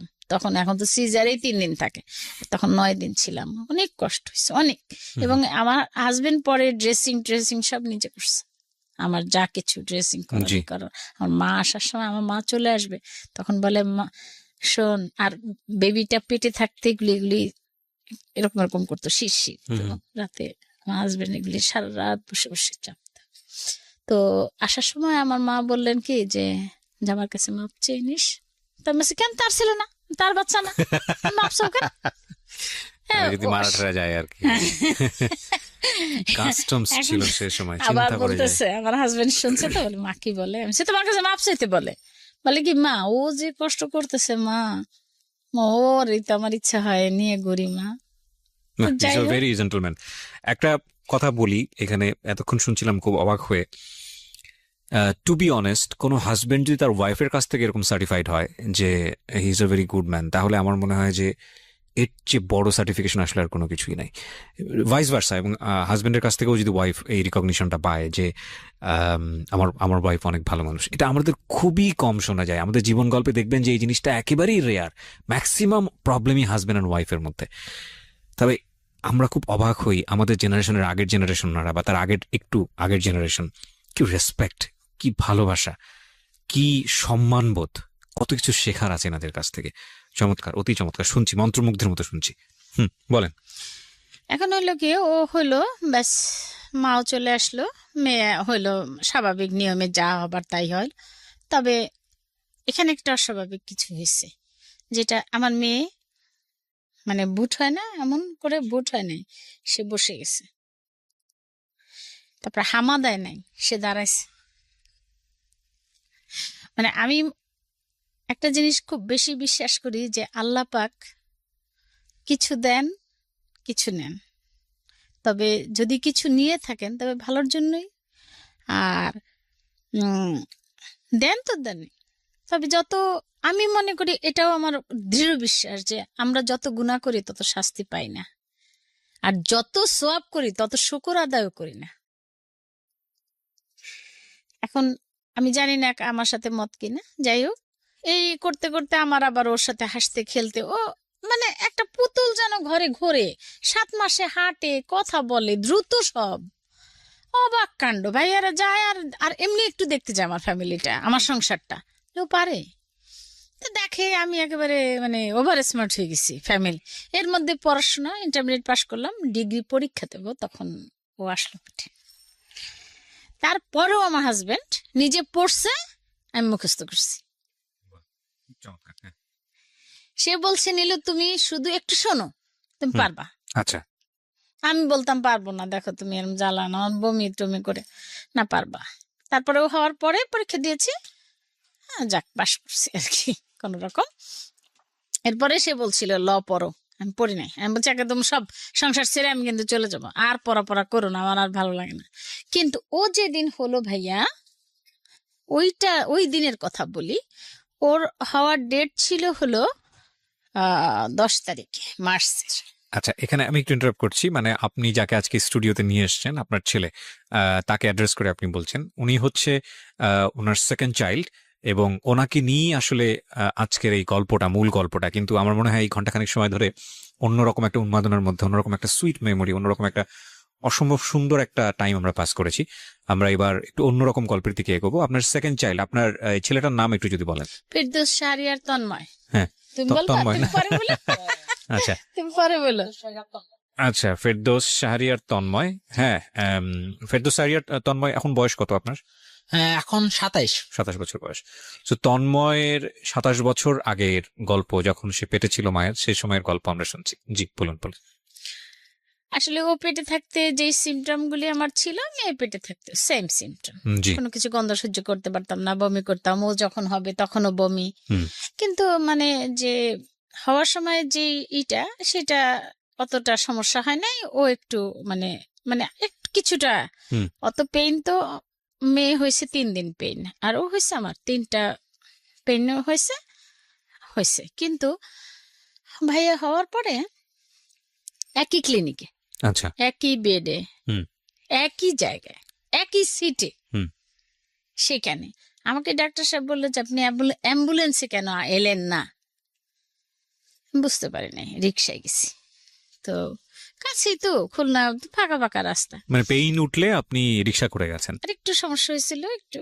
আচ্ছা আচ্ছা। তো এটা বললো যে ওইটার সময় আপনার হয় নাই, উচিত হয় নাই। তো সিজারের জন্য সবকিছু রেডি করো, লাগে নাই, আল্লাহর আচ্ছা, রহমতে normal delivery. Normal delivery. But ওকে দেখে ভাইয়া, জানি না মায়ের মন না কি আল্লাহ দিল, বুকের ভিতর আমার এমন একটা মোচড় দিল কেন। হুম। ওকে দেখতে কেমন জানি একটু মানুষের মতো লাগলো না আমার কাছে। মনে হলো কি নাক মুখ সব সমান। তখন আমি এক ভাবি, আমার মা জাননি তখন, আমার ভাই আবার 13 বছর বয়স, 13 বছর পরে হামবুর্গ থেকে আসলেন, বিয়ে করে, ওইদিকে বরযাত্রী যাচ্ছে, আমারও হইলো। আচ্ছা আচ্ছা। তো আমি মাকে তো এই সময় কাউকেই বলতে পারি না আসো, হুম। এটা আমি মনে করি থাক, আমার আগে বেবি আছে, অসুবিধা নেই, আমি পারবো। আর আমাকে অনেক হেল্প করে, আমার যে হেল্পিং হ্যান্ড আছে, ওরা ফুল ফ্যামিলি আমাকে হেল্প করে, না খেয়ে আমার বাসায় বসে থাকবে তারা। এখন ও হইলো পরে ওর ট্রেতে দেখে আমার না শুধু হু হু করে আমার কান্না আসতেছে। আমি ভাবিকে, পাশের এক ভাবি নিয়ে গেছে, আমি বলছি ভাবি, ওর বাবা তো বাইরে, আমি বলছি ভাবি দেখেন তো সব ঠিক আছে, হাত পা মাখ, হ্যাঁ দেখেন। আমি বলছি ভাবি ছেলে, হ্যাঁ। খুশিতে তো আমি মানে একদিকে খুশি, কিন্তু আরেকদিকে ভাইয়া বুকের ভিতর খামচায় কেন। আর কিছুক্ষণ পর থেকে শুরু করলো কান্না। বাচ্চা তো কান্না করবেই, কিন্তু কান্নাটা না অস্বাভাবিক কান্না। এই মানে খিচুনি উঠলে যেরকম কান্না, খিচুনি কখন দেখেছেন আপনি? আমি জানি না খিচুনি দেখেছেন কিনা, এমন বাঁকা হয়ে যায় মানুষ, মানে ধনুষ্টঙ্কার রোগীর মতো। হ্যাঁ, এরকম এরকম পিঠটা এমন হইতো, আর পা আর মাথাটা এরকম থাকতো ট্রেতে। ও ঠিক ওই খিচুনির মতো একটাই হইতো কান্না।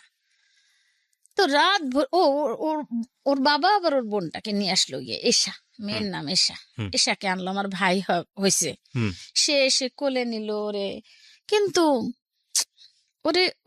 ওরা চলে গেল, আমি সারা রাত আর ঘুমালাম না। ফিডিং করে না সে, নার্সটা এত চেষ্টা করতেছে, তা করে না, কান্না কান্না কান্না।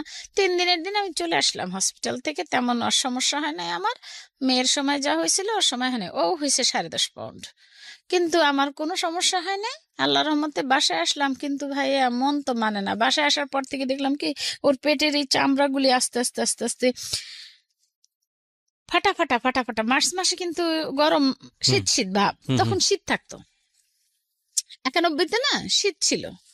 তো এরকম এরকম চিট ধরে ফেটে ফেটে গিয়ে রক্ত মুখোমুখো হয়ে গেছে। আচ্ছা। তুই রক্ত মুখোমুখো কেন হলো? ওর বাবাকে আমি বললাম, তুমি যাবা ডাক্তারের কাছে নাকি? আমি যাবো, আমি কিন্তু যাব, আমার তো আছে প্রবলেম আছে। এখন সে বলছে না না না তোমার লাগবে না, আরেক ভাবিকে নিয়ে সে কখনো কোনো মহিলাদের কথা বলতো, কিন্তু ওরকম মানে ওরকম তাকানোর মানে কে কিরকম এও আমি মনে হয় সে কোনোদিন দেখেনি তার আমি ছাড়া। নিখুঁত ভাবে কাউকে দেখার তো প্রশ্নই ওঠে না, আমার মাকে দেখেছে, আর তার মা বাবা সেটা আলাদা, আমি সেটা আমিই দেখি নাই তাদের। তো ওরে নিয়ে আরেক ভাবিরে নিয়ে এক রিক্সা চলে গেল। হুম হুম হুম। আমি বলছি আমি যাব, চলে গেল গিয়ে ডাক্তার কামরুজ্জামান একজনই ছিল শিশু স্পেশালিস্ট, তাকে দেখালো, বলল যে অসুবিধা নেই, একটু বেশি করে অলিভ অয়েল দেন, বাইরের তেল টেল এসব দিয়ে না। হুম। আমি তো মানে আমি ছেলে হবে আমি জানতাম না, কিন্তু আশা করছি একটা ছেলে হইতো তাহলে আমি পরে আর বাচ্চা টাচ্চা নিতাম না, দুইটা মানুষ করি এই। তো যাই হোক ছেলে ওই ওই কিন্তু আমি ওর ভিতরে কোনো স্বাভাবিক কিছুই দেখি না, সারা রাত চিৎকার করে, ওর বাবা কতক্ষণ নেয় আমি কতক্ষণ নেই, আমি আমার নিচে সেলাই আছে অনেক, সেইগুলি নিয়ে আমার কত বসতে করতে অসুবিধা, আমার হাজবেন্ড একদিকে আমাকে ড্রেসিং করে, মেয়েটা অসহায়ের মতো থাকে, মেয়ের দিকে তাকাইতে পারি না। ও তো ছোট একটা মেয়ে, 3.5 বছর তার বয়স। এই ভাইয়ের জন্য সেও ঘুমের থেকে উঠে তাকায় থাকে। হুম হুম ওর হুম। পাশে আমি যে একটা মেয়েকে ঘুমাইতে দেই ওর সাথে, সেও উঠে বসে থাকে, তোমরা ঘুমাও। এই করতে করতে ছেলে বাড়তেছে। আমি ঢাকা নিয়ে এসেছি, ডাক্তার টি চৌধুরী এম আর খান সাহেবকে দেখালাম, তারা বলে কোনো সমস্যা নাই, কোনো সমস্যা নাই, আপনি কি ফার্স্ট মা? আমি তো পাগল কেন? আপনি পাগল, এতে ছেলে স্বাভাবিক, ওকে। আসলাম আবার চলে যায়, ভাইয়াদেরকে বলি, একটু একটু বলতে সাহস পাই না বেশি, কিন্তু ওর বাবাকে বলি, ওর বাবাকে জ্বালায় শেষ করে দেবে রাত দিন। তুমি আমার জানো না আমার ছেলের সমস্যা, আমার ছেলের সমস্যা আছে, আমার ছেলের সমস্যা আছে।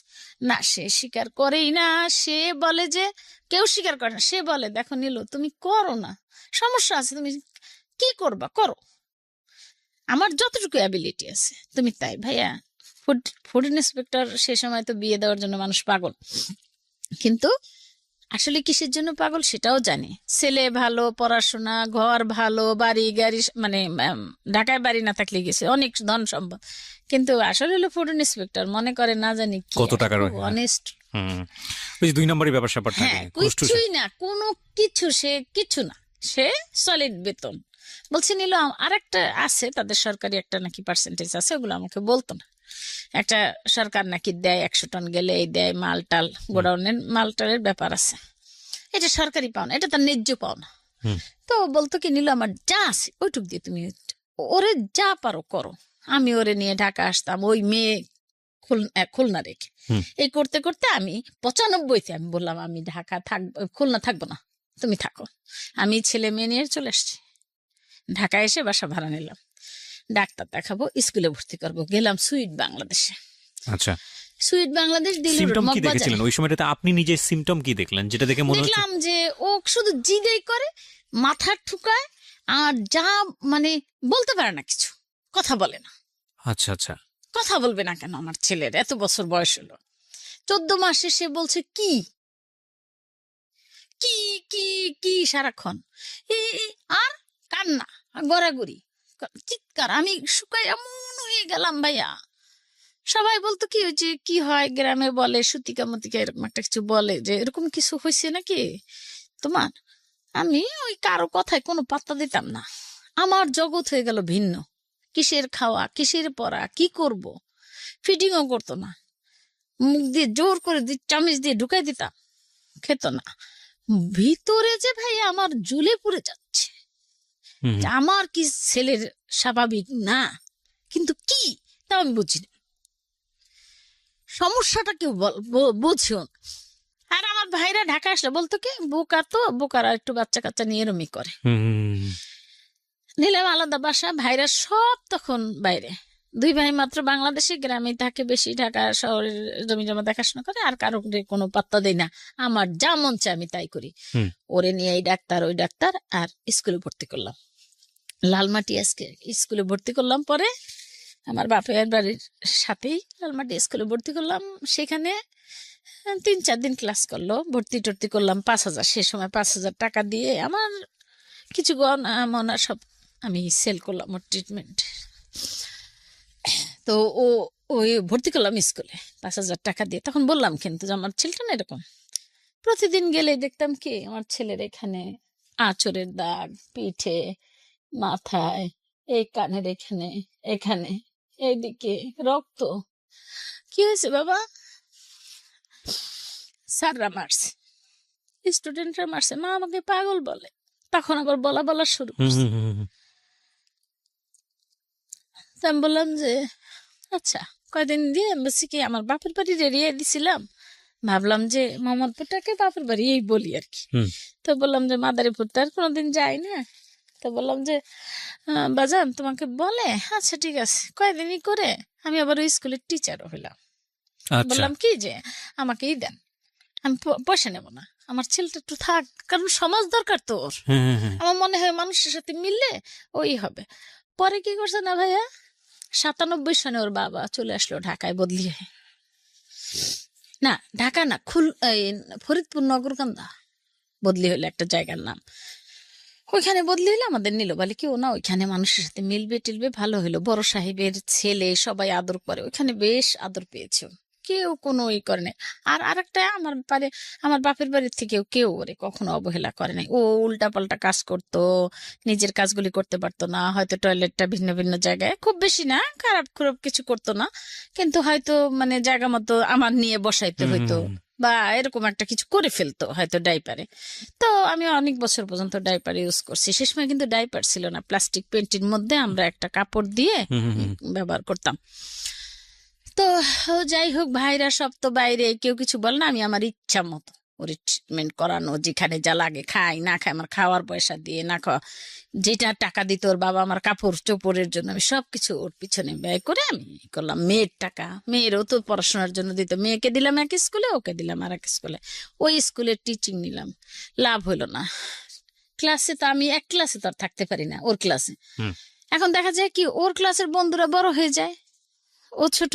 তারপর এখান থেকে নিয়ে ওই গেলাম নগরকান্দা থেকে ফরিদপুর থেকে ওরে গিয়ে বেশ 2000 সালে আমরা ঢাকায় আবার আসলাম। ওকে ওই 3 বছর ও খুব আরাম করলো, স্কুলে গেল আসলো। বড় সাহেবের ছেলে, ও এসে বলতো মা শাহেদ সাহেবের ছেলে আমি। তা আমি বলছি শাহেদ কি? তো ওই যে আমাদের সাবঅর্ডিনেট যারা থাকতো তারা তো খুব আদর করতো। বললাম হান্নান ভাই শাহেদ কি?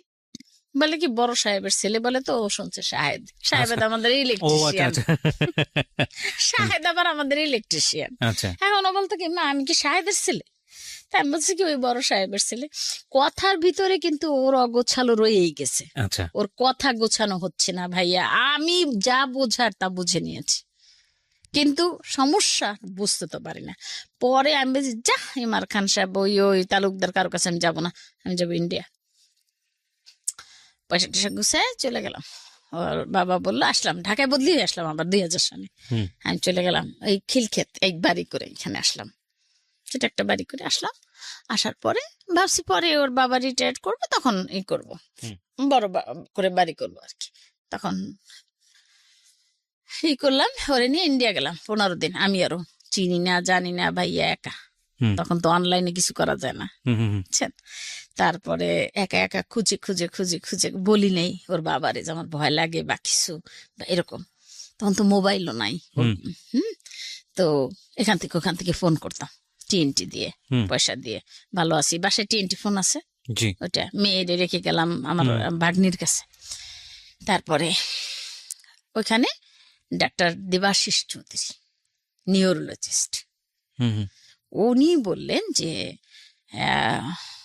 তার সিটি স্ক্যান করবে, এমআরআই, আর যা যা দরকার ব্রেনের, বুকে, সবকিছু করে বললো যে একটা ব্যাপার আছে এখানে, রিলে রেসের মতো ব্রেনের তার এখান থেকে ওইখানে নেয়, ওইখান থেকে ওখানে নেয়, এখান থেকে এখানে। মোট কথা হলো যে তার ব্রেনটা সবসময় কাজ করে না, ওই একটা ভেইন কোথাও কোথাও গিয়ে থেমে যায়। এখন আমি তো মানে এটা তো আমার কাছে আমি স্যাটিসফাইড না হলেও আমাকে মেনে নিতে হবে। বুঝলাম না সে কেউ দিল, কিন্তু আমার তো এটা বোঝার ক্ষমতা নাই যে কি হাজার হাজার লক্ষ লক্ষ ভেইন আমাদের, এটা আমি তো বুঝবো না।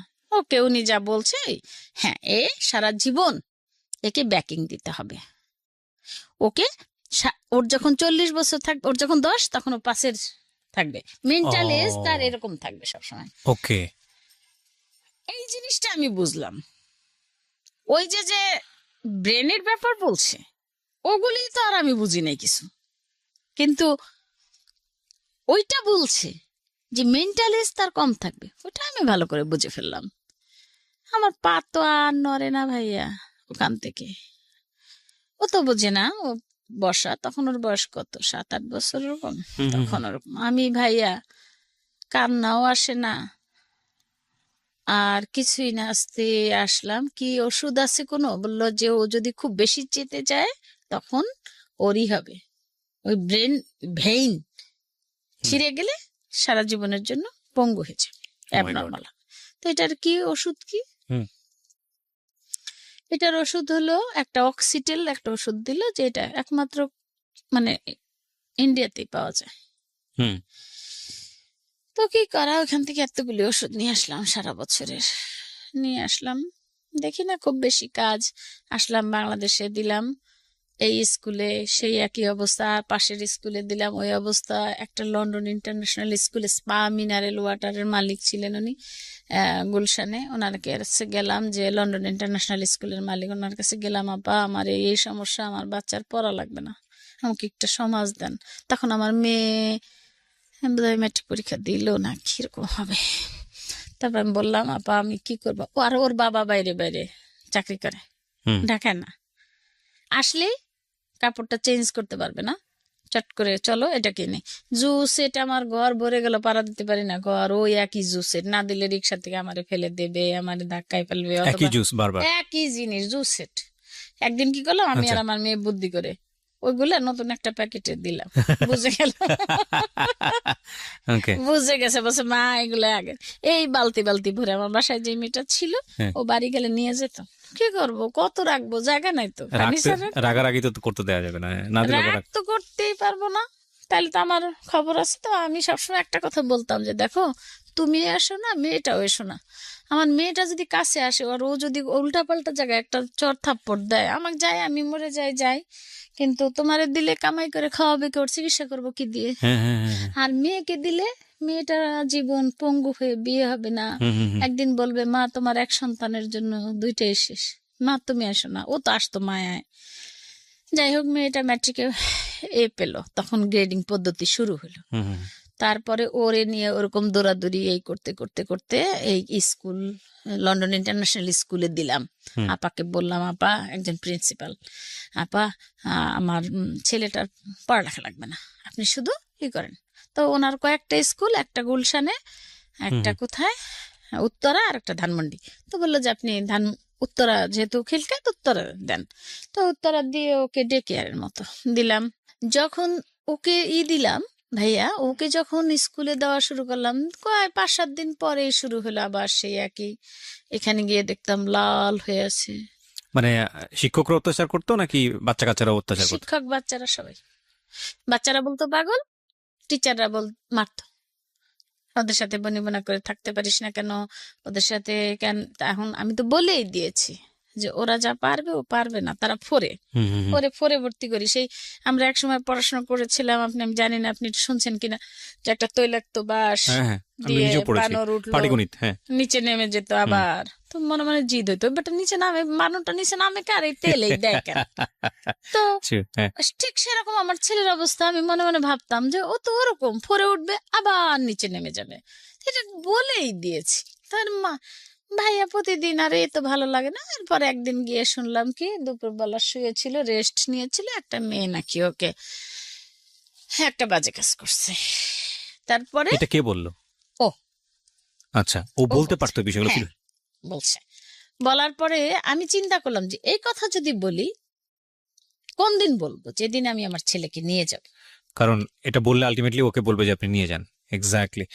চিন্তা করেন কি পরিমাণ টেকনিক্যাল হতে হয়েছে। এই বিষয়গুলো আজকে খুব মনোযোগ দিয়ে শুনবেন, কারণ আমরা বিশ্বাস করি যেহেতু উনি মা, ওনার জায়গা থেকে স্যাক্রিফাইস, মা তো মাই, আমি সবসময় বলি অনুষ্ঠানে, আমি জানেন এটা হয়তো বা রিলিজিয়নের জায়গা থেকেও স্বীকৃত, একটা সন্তানের জীবনে বা একটা মানুষের জীবনে সবচাইতে সর্বোত্তম উপহার হচ্ছে তার মা। এবং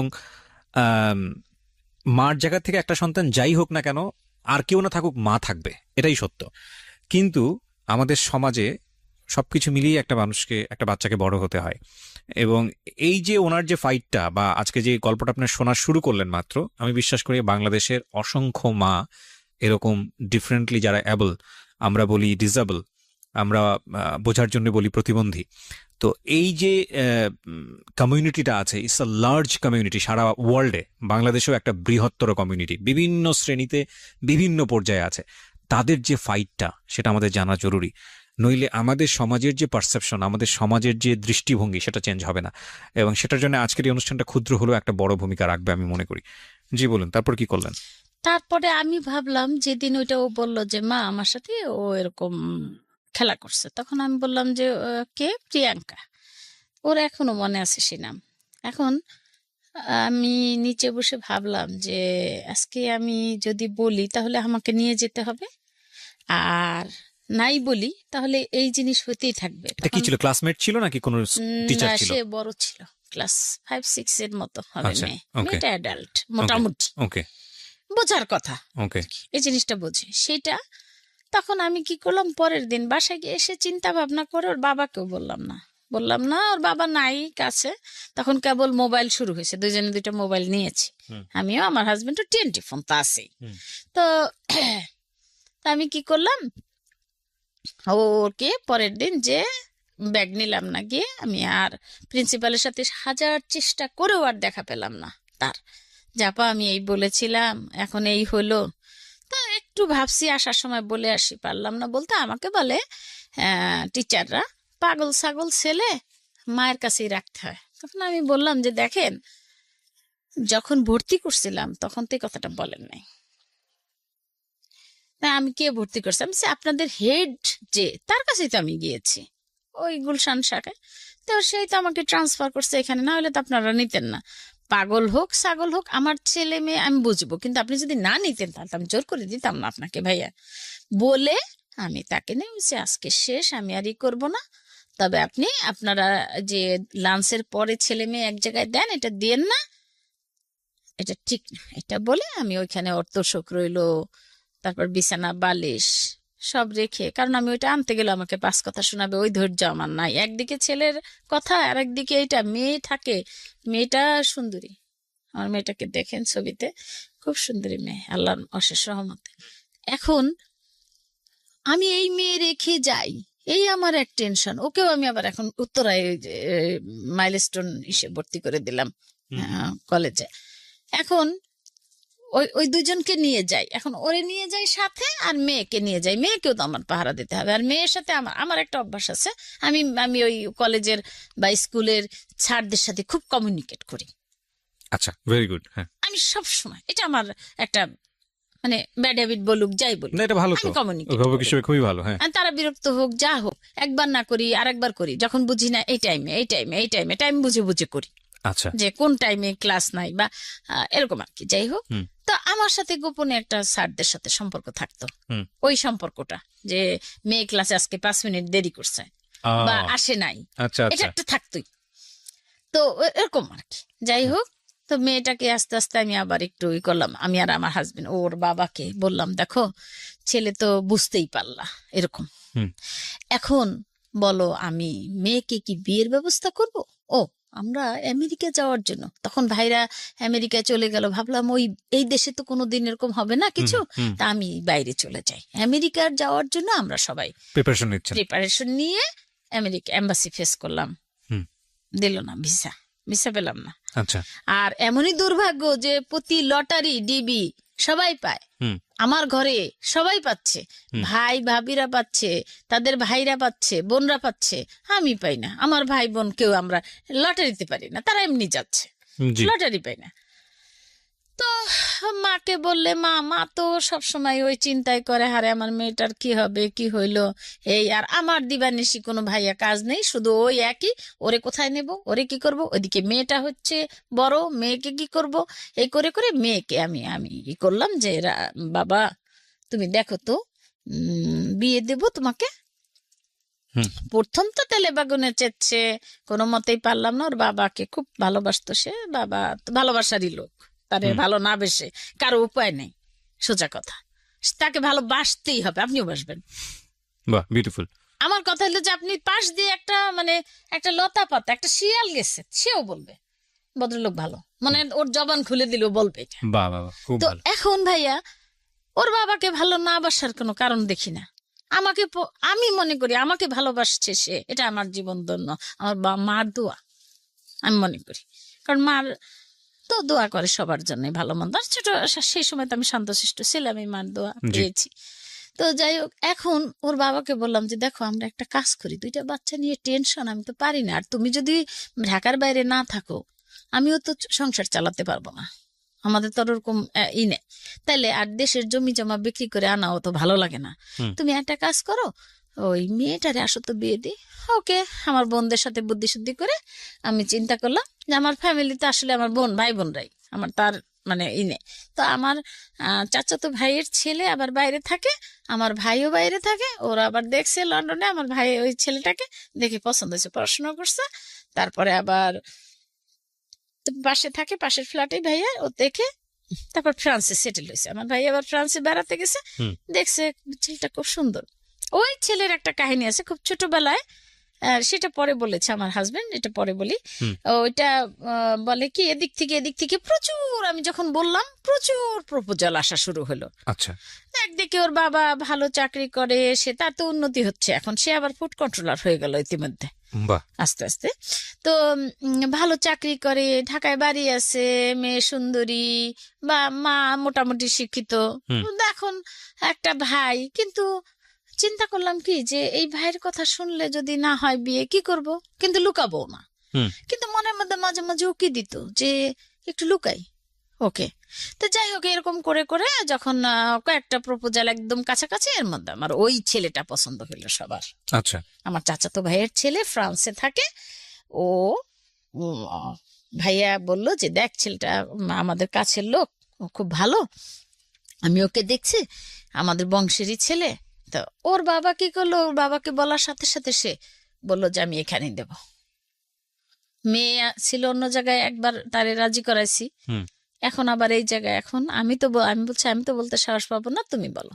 তো ফোনে বললো মা তুমি একটাই দেখো, মানে ওরা আসলো একভাবে, মানে যে কোনো একটা ধরে আমার কাছে আসলো, তাদের ইসে ক্যান্টনমেন্টে বাড়ি, তা বাসা করছে আর কি, তারা সবাই ওখানে থাকে, কেউ বাইরে থাকে, কেউ এদিকে চাকরি করে, কেউ টোবাগোতে, ওরা 5 ভাই 2 বোন। তো ভাবি যে আমার চাচতে পারবো আপন, তো কিন্তু যোগাযোগ নাই তেমন। তো বললো কি যে ওরা আসছে, আমাকে ধরছে, তা আমি বলছি আমি তো মেয়ে বিয়ে দেবো, কিন্তু ওই আবার 14 বছর পরে আমার ভাই আমেরিকা থেকে আসছে, তার আবার গ্রিন কার্ড পেয়ে গেছে, কার্ডের জন্য আসতে পারলো না। ওই যে 111 না হইলো আমাদের দেশে ওই সময়, তখন আমার ভাই বলল যে করছে এই ঠিক আছে, বিয়ের ইটি হইলো, ওর মেয়েকে রাজি করবো কিভাবে এখন। তারপর ওর বাবা বলল মা তুমি এক কাজ করো, ছবি আছে টেবিলে, দেখো। রাজি হয় না মেয়ে, পরে ওর বাবা ওর বান্ধবীকে দিয়ে দেখায়, ছেলে দেখে মেয়ে যত লিস্ট দিছিল আমার কাছে, ফরিদপুর বিয়ে হবে না, বরিশাল বিয়ে দেবো না, ফরিদপুর বরিশাল বাদ, এই লম্বা হইতে হবে, সুন্দর হইতে হবে, সব ঠিক আছে, খালি ফরিদপুর হয়ে গেল। এখন কি করবে, ফরিদপুর পছন্দ। ওকে, আচ্ছা, দিলাম বিয়ে, মেয়ে 3 মাসের মধ্যে মেয়েকে ফ্রান্স নিয়ে গেল। আচ্ছা, টেলিফোনে বিয়ে হলো, তাদের দেখা হলো প্যারিস এয়ারপোর্টে। ও ভেরি ইন্টারেস্টিং। এখন কথা হলো আমার ওইখানে আমার ভাবিরা আসলো, কানাডা থেকে এরা আসলো, তারা তাদের বাসা ঘরটা করে টরে তারা বিয়ে দিল, কিন্তু মেয়ে গেছে একাই ভাইয়া, মেয়ে গেছে এখান থেকে একা। এই গেল, আমি নামলাম এরে নিয়ে এখন ফ্লাইটে, যে যা ওরে তো বিদায় করলাম, এরে দেই এইখানে, যে বলে ওইখানে একটা আছে কারিগরি প্রশিক্ষণ কেন্দ্র, যাই সেখানে মোহাম্মদপুরে দৌড়াই, মগবাজারে একটা আছে, ওইটা দিলাম। ওইখানে গিয়ে যা অবস্থা দেখলাম, আমার কোনো মতে মনে হলো না, এসে বাসায় বললাম, পরে বললো না ওইখানে দেব না, দিলাম নর্মাল স্কুলে, ওইখানে হলো নানান সমস্যা, এখন স্কুল দিলাম একদম বাদ। বাসায় কম্পিউটার আমার মেয়ের ছিল, কম্পিউটারে আমি মেয়ে গোল্ডেন A+ পাইলো, কিন্তু ইন্টারমিডিয়েট।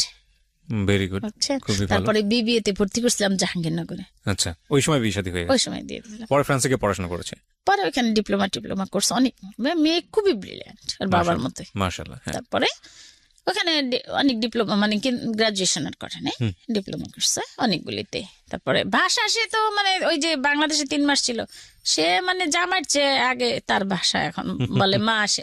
আর আল্লাহ রহমতে জামাইও খুব ভালো, জামাই মা শাশুড়ি বলতে সে অজ্ঞান, এবং এই আজকে 13 বছর বয়সে পড়েছে শাশুড়ি হওয়ার আমার, সে আমার কোনো ত্রুটি এই পর্যন্ত খুঁজে পায়নি, মাশাআল্লাহ, খুব ভালো। যাক, এখন কথা হলো ভাইয়া, ওকে নিয়ে দৌড়াদৌড়ি করতে করতে করতে করতে একটা টাইমে আমি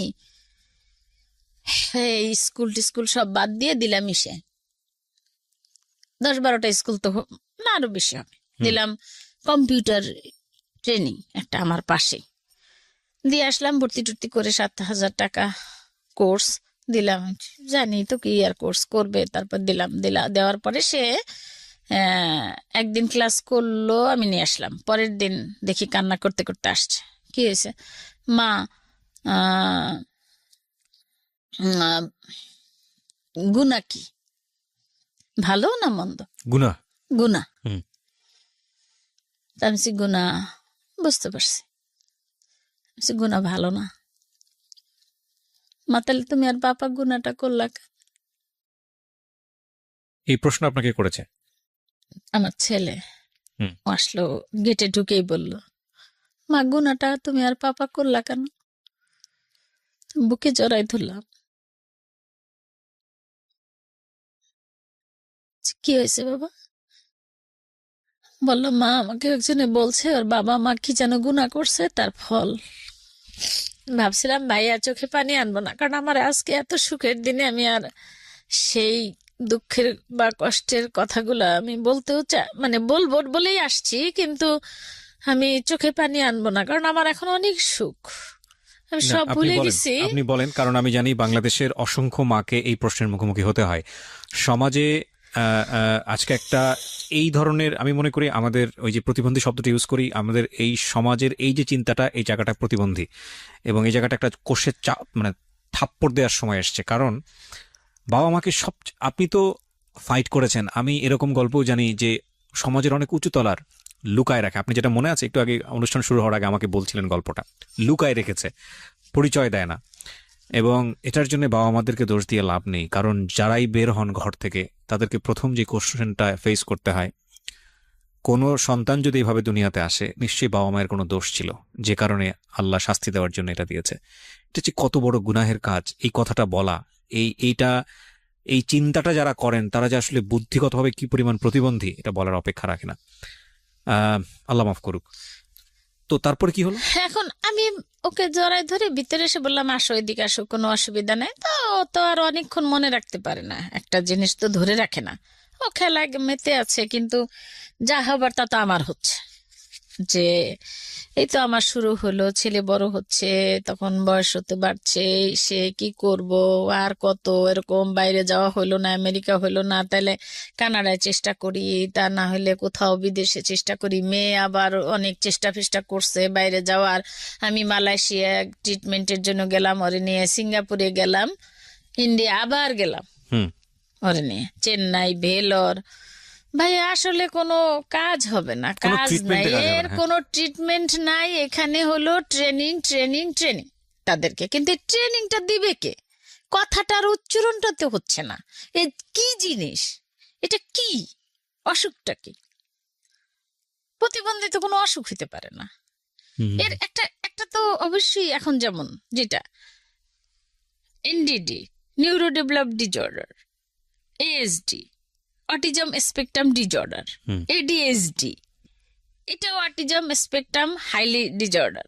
এরকম এগুলো ওর আপাতত ভালো করে যে আমাদের প্রেসিডেন্ট, উনি তো মানে মানে এই এগুলাতে আমাদের বাংলাদেশে এনডিডির মধ্যে উনি প্রধান, ওর চেয়ারম্যান যে সাজিদুর রহমান ড্যানি, বিটিসির। তো ভাইয়া কি করলাম, ঘরেই এখন রাখা শুরু করলাম, আর কিছু দেব না কোথাও, যা ঘরে বসে খেল, লাখ টাকার সেই কম্পিউটার দিয়ে গেমস খেলা, আর প্রতিদিন আমার এতগুলি সিডি কেনা, এই সিডি ভালো না, এটা সেভ হয় না, আর একটা আনো, আর একটা আনো, আর একটা আনো, এই উত্তরা দৌড়ানো, আইডিবি দৌড়ানো, Games এই খেলতো। হয়ে গেল আমার কাজ। গেমস খেলতো। গেমস এই খেলবে। আর আস্তে আস্তে বড় তো হচ্ছে, সেটাও বুঝতে পারলাম যে সে বড় হচ্ছে। এই ওর বাবা হঠাৎ করে অসুস্থ হলো, ওর বাবা অসুস্থ হলো, আমাকে বলে না, একা একা ডাক্তার দেখায় এসে, কিন্তু যখন পারে না তখন ল্যাব এইডে ডাক্তার দেখালো, ল্যাব এইডে ডাক্তার লুৎফর রহমান সাহেবকে দেখালো, না তার অ্যাসিস্ট্যান্টকে, লুৎফর রহমান সাহেব তো সার্জারি করে। তারপরে এনজিওগ্রাম করানোর পরে তার হার্টের যে একদম করোনারির যে মেইন ইটা, ওইটা 75%, আর 4টা-5টায় হলো 60-70 এরকম ব্লক, ব্লক। My goodness. এখন আমাকে বলে কিছু না কিছু না কিছু না, আমি বলছি কি না, তার আগে যখন টেস্ট করছে তখন বলে কিছু না কিছু না, কিন্তু আমি দেখতেছি তার কোলেস্টেরল হলো 252, আর টিজি যেটা সবচেয়ে যে খারাপ এটা সেটাও 282 না কত এরকম। তো আমি কিছু অনুমান করছি, কোথাও যাওয়া লাগে নাই। তা আমি আমার মতো করে বললাম যে দেখো, হো, ডাক্তার দেখাও, আমাকে ফাঁকি দিয়ে তো লাভ নাই, শরীর তো তোমার। বাইরে যায় একদিন হিট স্ট্রোক, বলে কি হিট স্ট্রোক করছে, বাসে অজ্ঞানে পড়ে গেছে। আমি বলছি, তোমার হিট স্ট্রোক না, তোমার হয়েছে, তোমার হার্টের প্রবলেম। তারপরে এনজিওগ্রাম করায় ওইটা, সে এনজিওগ্রাম করানোর পরে একদিন ইসে রাখে তো আইসিইউতে। আমি আবার বললাম কি সিডি নিয়ে আমি আর আমার ছোট বোনের জামাই চলে গেলাম লুৎফর রহমান সাহেবের কাছে। উনি বললো যে এই অবস্থা, তাকে অ্যাজ সুন অ্যাজ পসিবল আপনি করেন, অপারেশন করতে। তো সে সময় চায়, তার কাজ আছে অনেক, সে তখন কালিয়া করে ডিস্ট্রিক্ট কন্ট্রোলার অফ ফুড। তারপরে সে খুঁজে পায় না, তাহলে মেয়ে বললো কি পাপার যখন এই অবস্থা, মেয়ে দিক দিয়ে আবার বেবি হবে, পাপার যখন অবস্থা। এরপর মেয়ে একবারে ঘুরে গেল, নাতির 11 মাস বয়স, প্রথমটা।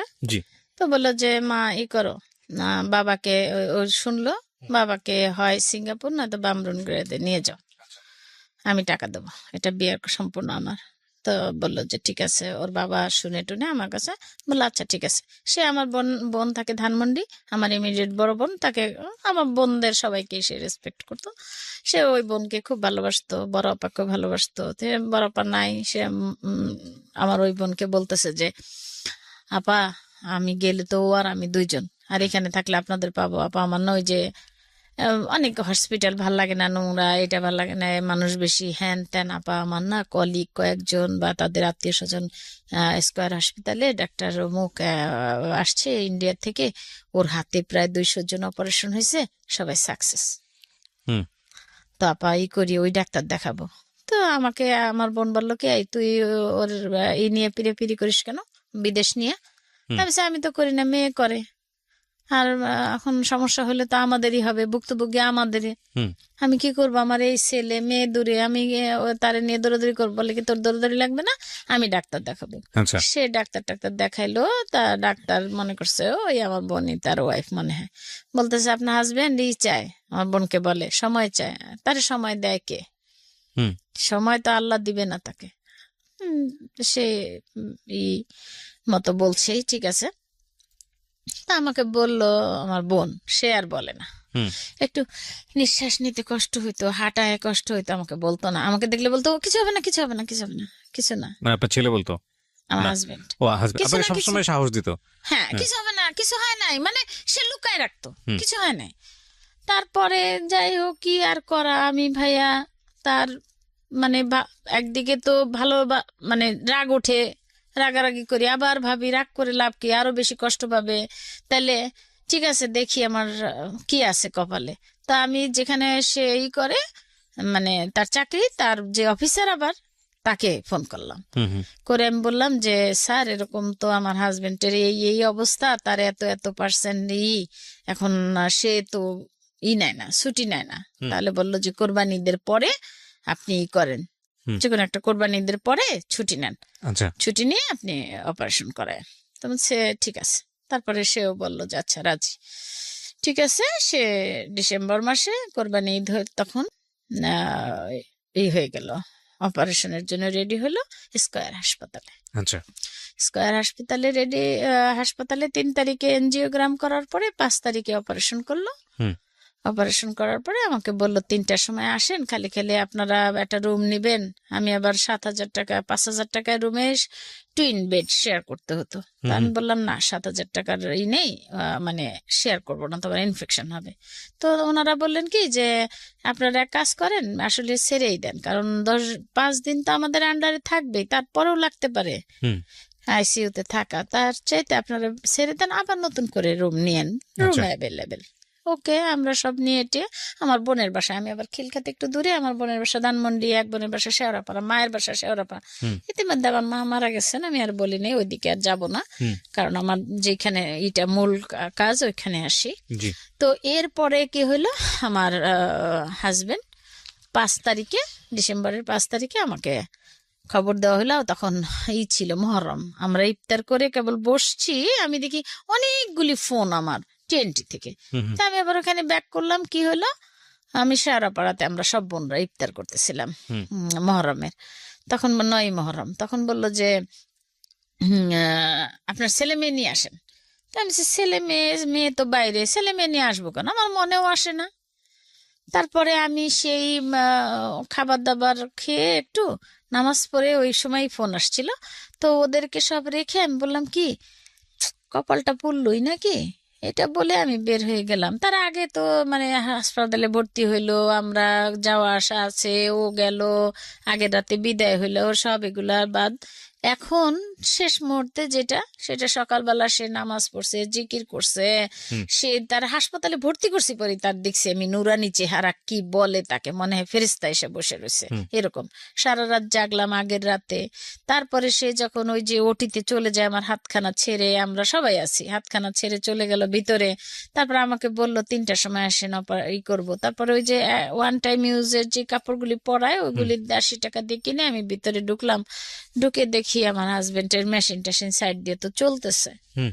তো আবার সেই 7টার সময় কেন ফোন করলো, আমি তো ভালোই দেখে আসলাম, জি। বলতেছে ছেলে মেয়ে নিয়ে আসেন। গেলাম ভাইয়া, তারপরে আমাকে বলে আপনি একা আসছেন, আমি বললাম হ্যাঁ। তো বলে যে আমার আবার সে সবসময় সাজগোজ পছন্দ করতো, আমি আবার সে তার পছন্দের একটা শাড়ি, তারপরে খুব গয়নাগাটি পরে টরে আমি গিয়ে ছোট বোন বাইরে, আমি গিয়ে সামনে দাঁড়ায় মনে মনে বলি, এই তো চোখ খুলে দেখলে বলবা যে দেখো অপারেশন করতে চাও না, এখন কেমন হলো, মানে এটা আমি মনে মনে বলতেছি। হুম। তা আমাকে নার্স বলে কি, আসলে উনি এখন তাকাইতে পারবে না, আপনি রাতে 11টার সময় আসেন। জি। আচ্ছা, আমার বোনের বাসার পাশে, আমি রাতে 11টায় আসতে পারবো।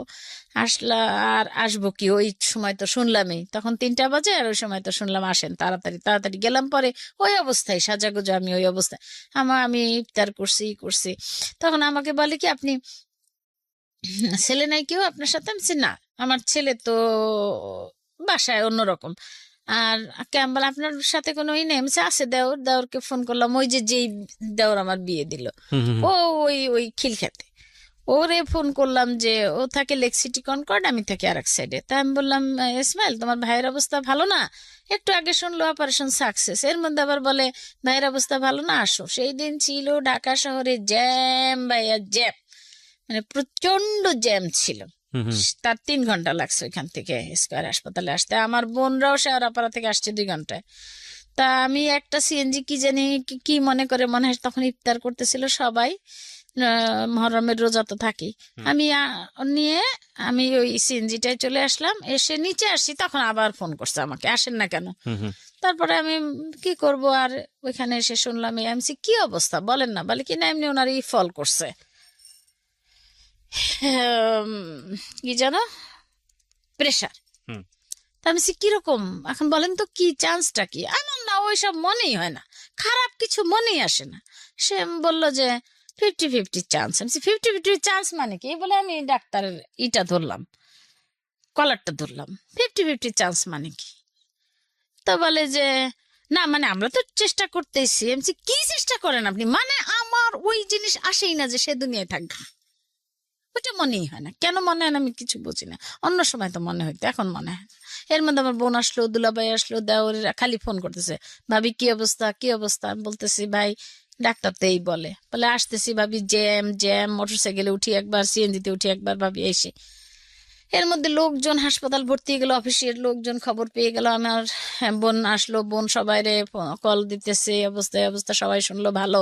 এখন আবারে আমি বসে আছি, ওই জাস্ট ছোট একটা রুম, ওইখানে এর মধ্যে সবাই পরে ইন্নালিল্লাহি ওয়া ইন্না ইলাইহি রাজিউন। তখন আমি বলি যে মনে হয় পাশের কেউ মারা গেছে, আমাদের পাশের বেডের কেউ মারা গেছে।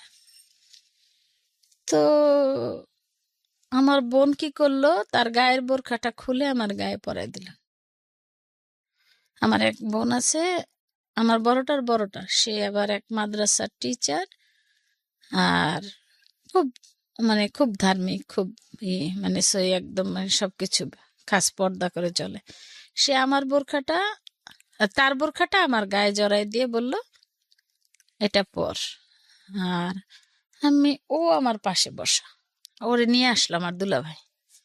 তা আমি বললাম কি কি হয়েছে তন্ময়, এখন ও তো বুঝবে না। তারপরে বোনকে বললাম এই করে করে ভাইয়া।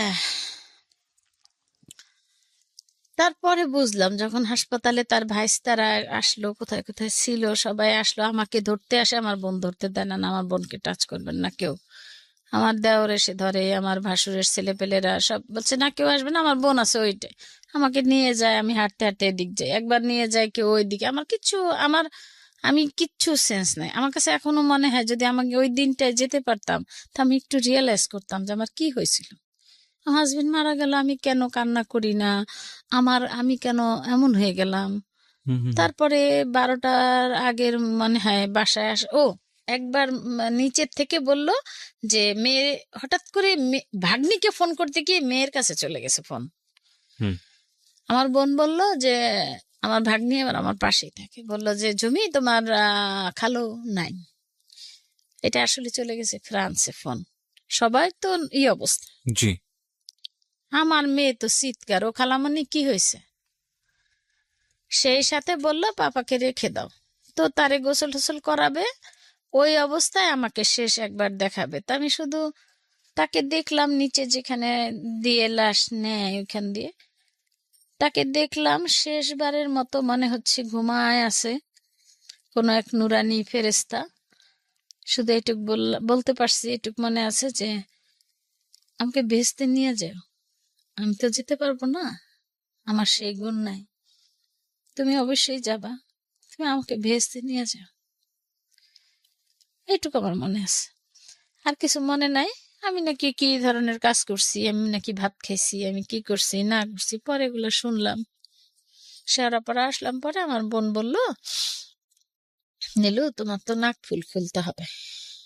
তা আমি বললাম নাক ফুল খুলে আমি নিজেরটা টান দিয়ে খুলে, নাক দিয়ে রক্ত বেড়ে গেল, কানেরটা এমন করে টান দিয়ে খুলে ফেলে দিলাম। সে নে সব নিয়ে যা, কি করব। এই বলে ব্যাস ওই রাতে নামাজ কালাম পরে, মানে মধ্যরাতে আমার বড় বোন আসলো দেশের থেকে আবার খবর শুনে। ওই যে বোনের কাছে আমি ওই যে বললাম যে আমায় ছোটবেলা মা দিয়ে দিল, ওই বোন আসলো আর দুলাভাই আসলো। তারপরে আপাকে দেখেও কান্নাকাটি করি না, কিন্তু আমি রেডি করতেছি কাগজপত্র আর বাবার, এই নিয়ে আমি ওই ডাক্তার কাছে যাব যে আমার স্বামীর কি হয়েছিল, আসলে কি হয়েছে, ওটিতেই মারা গেছে নাকি আইসিইউতে।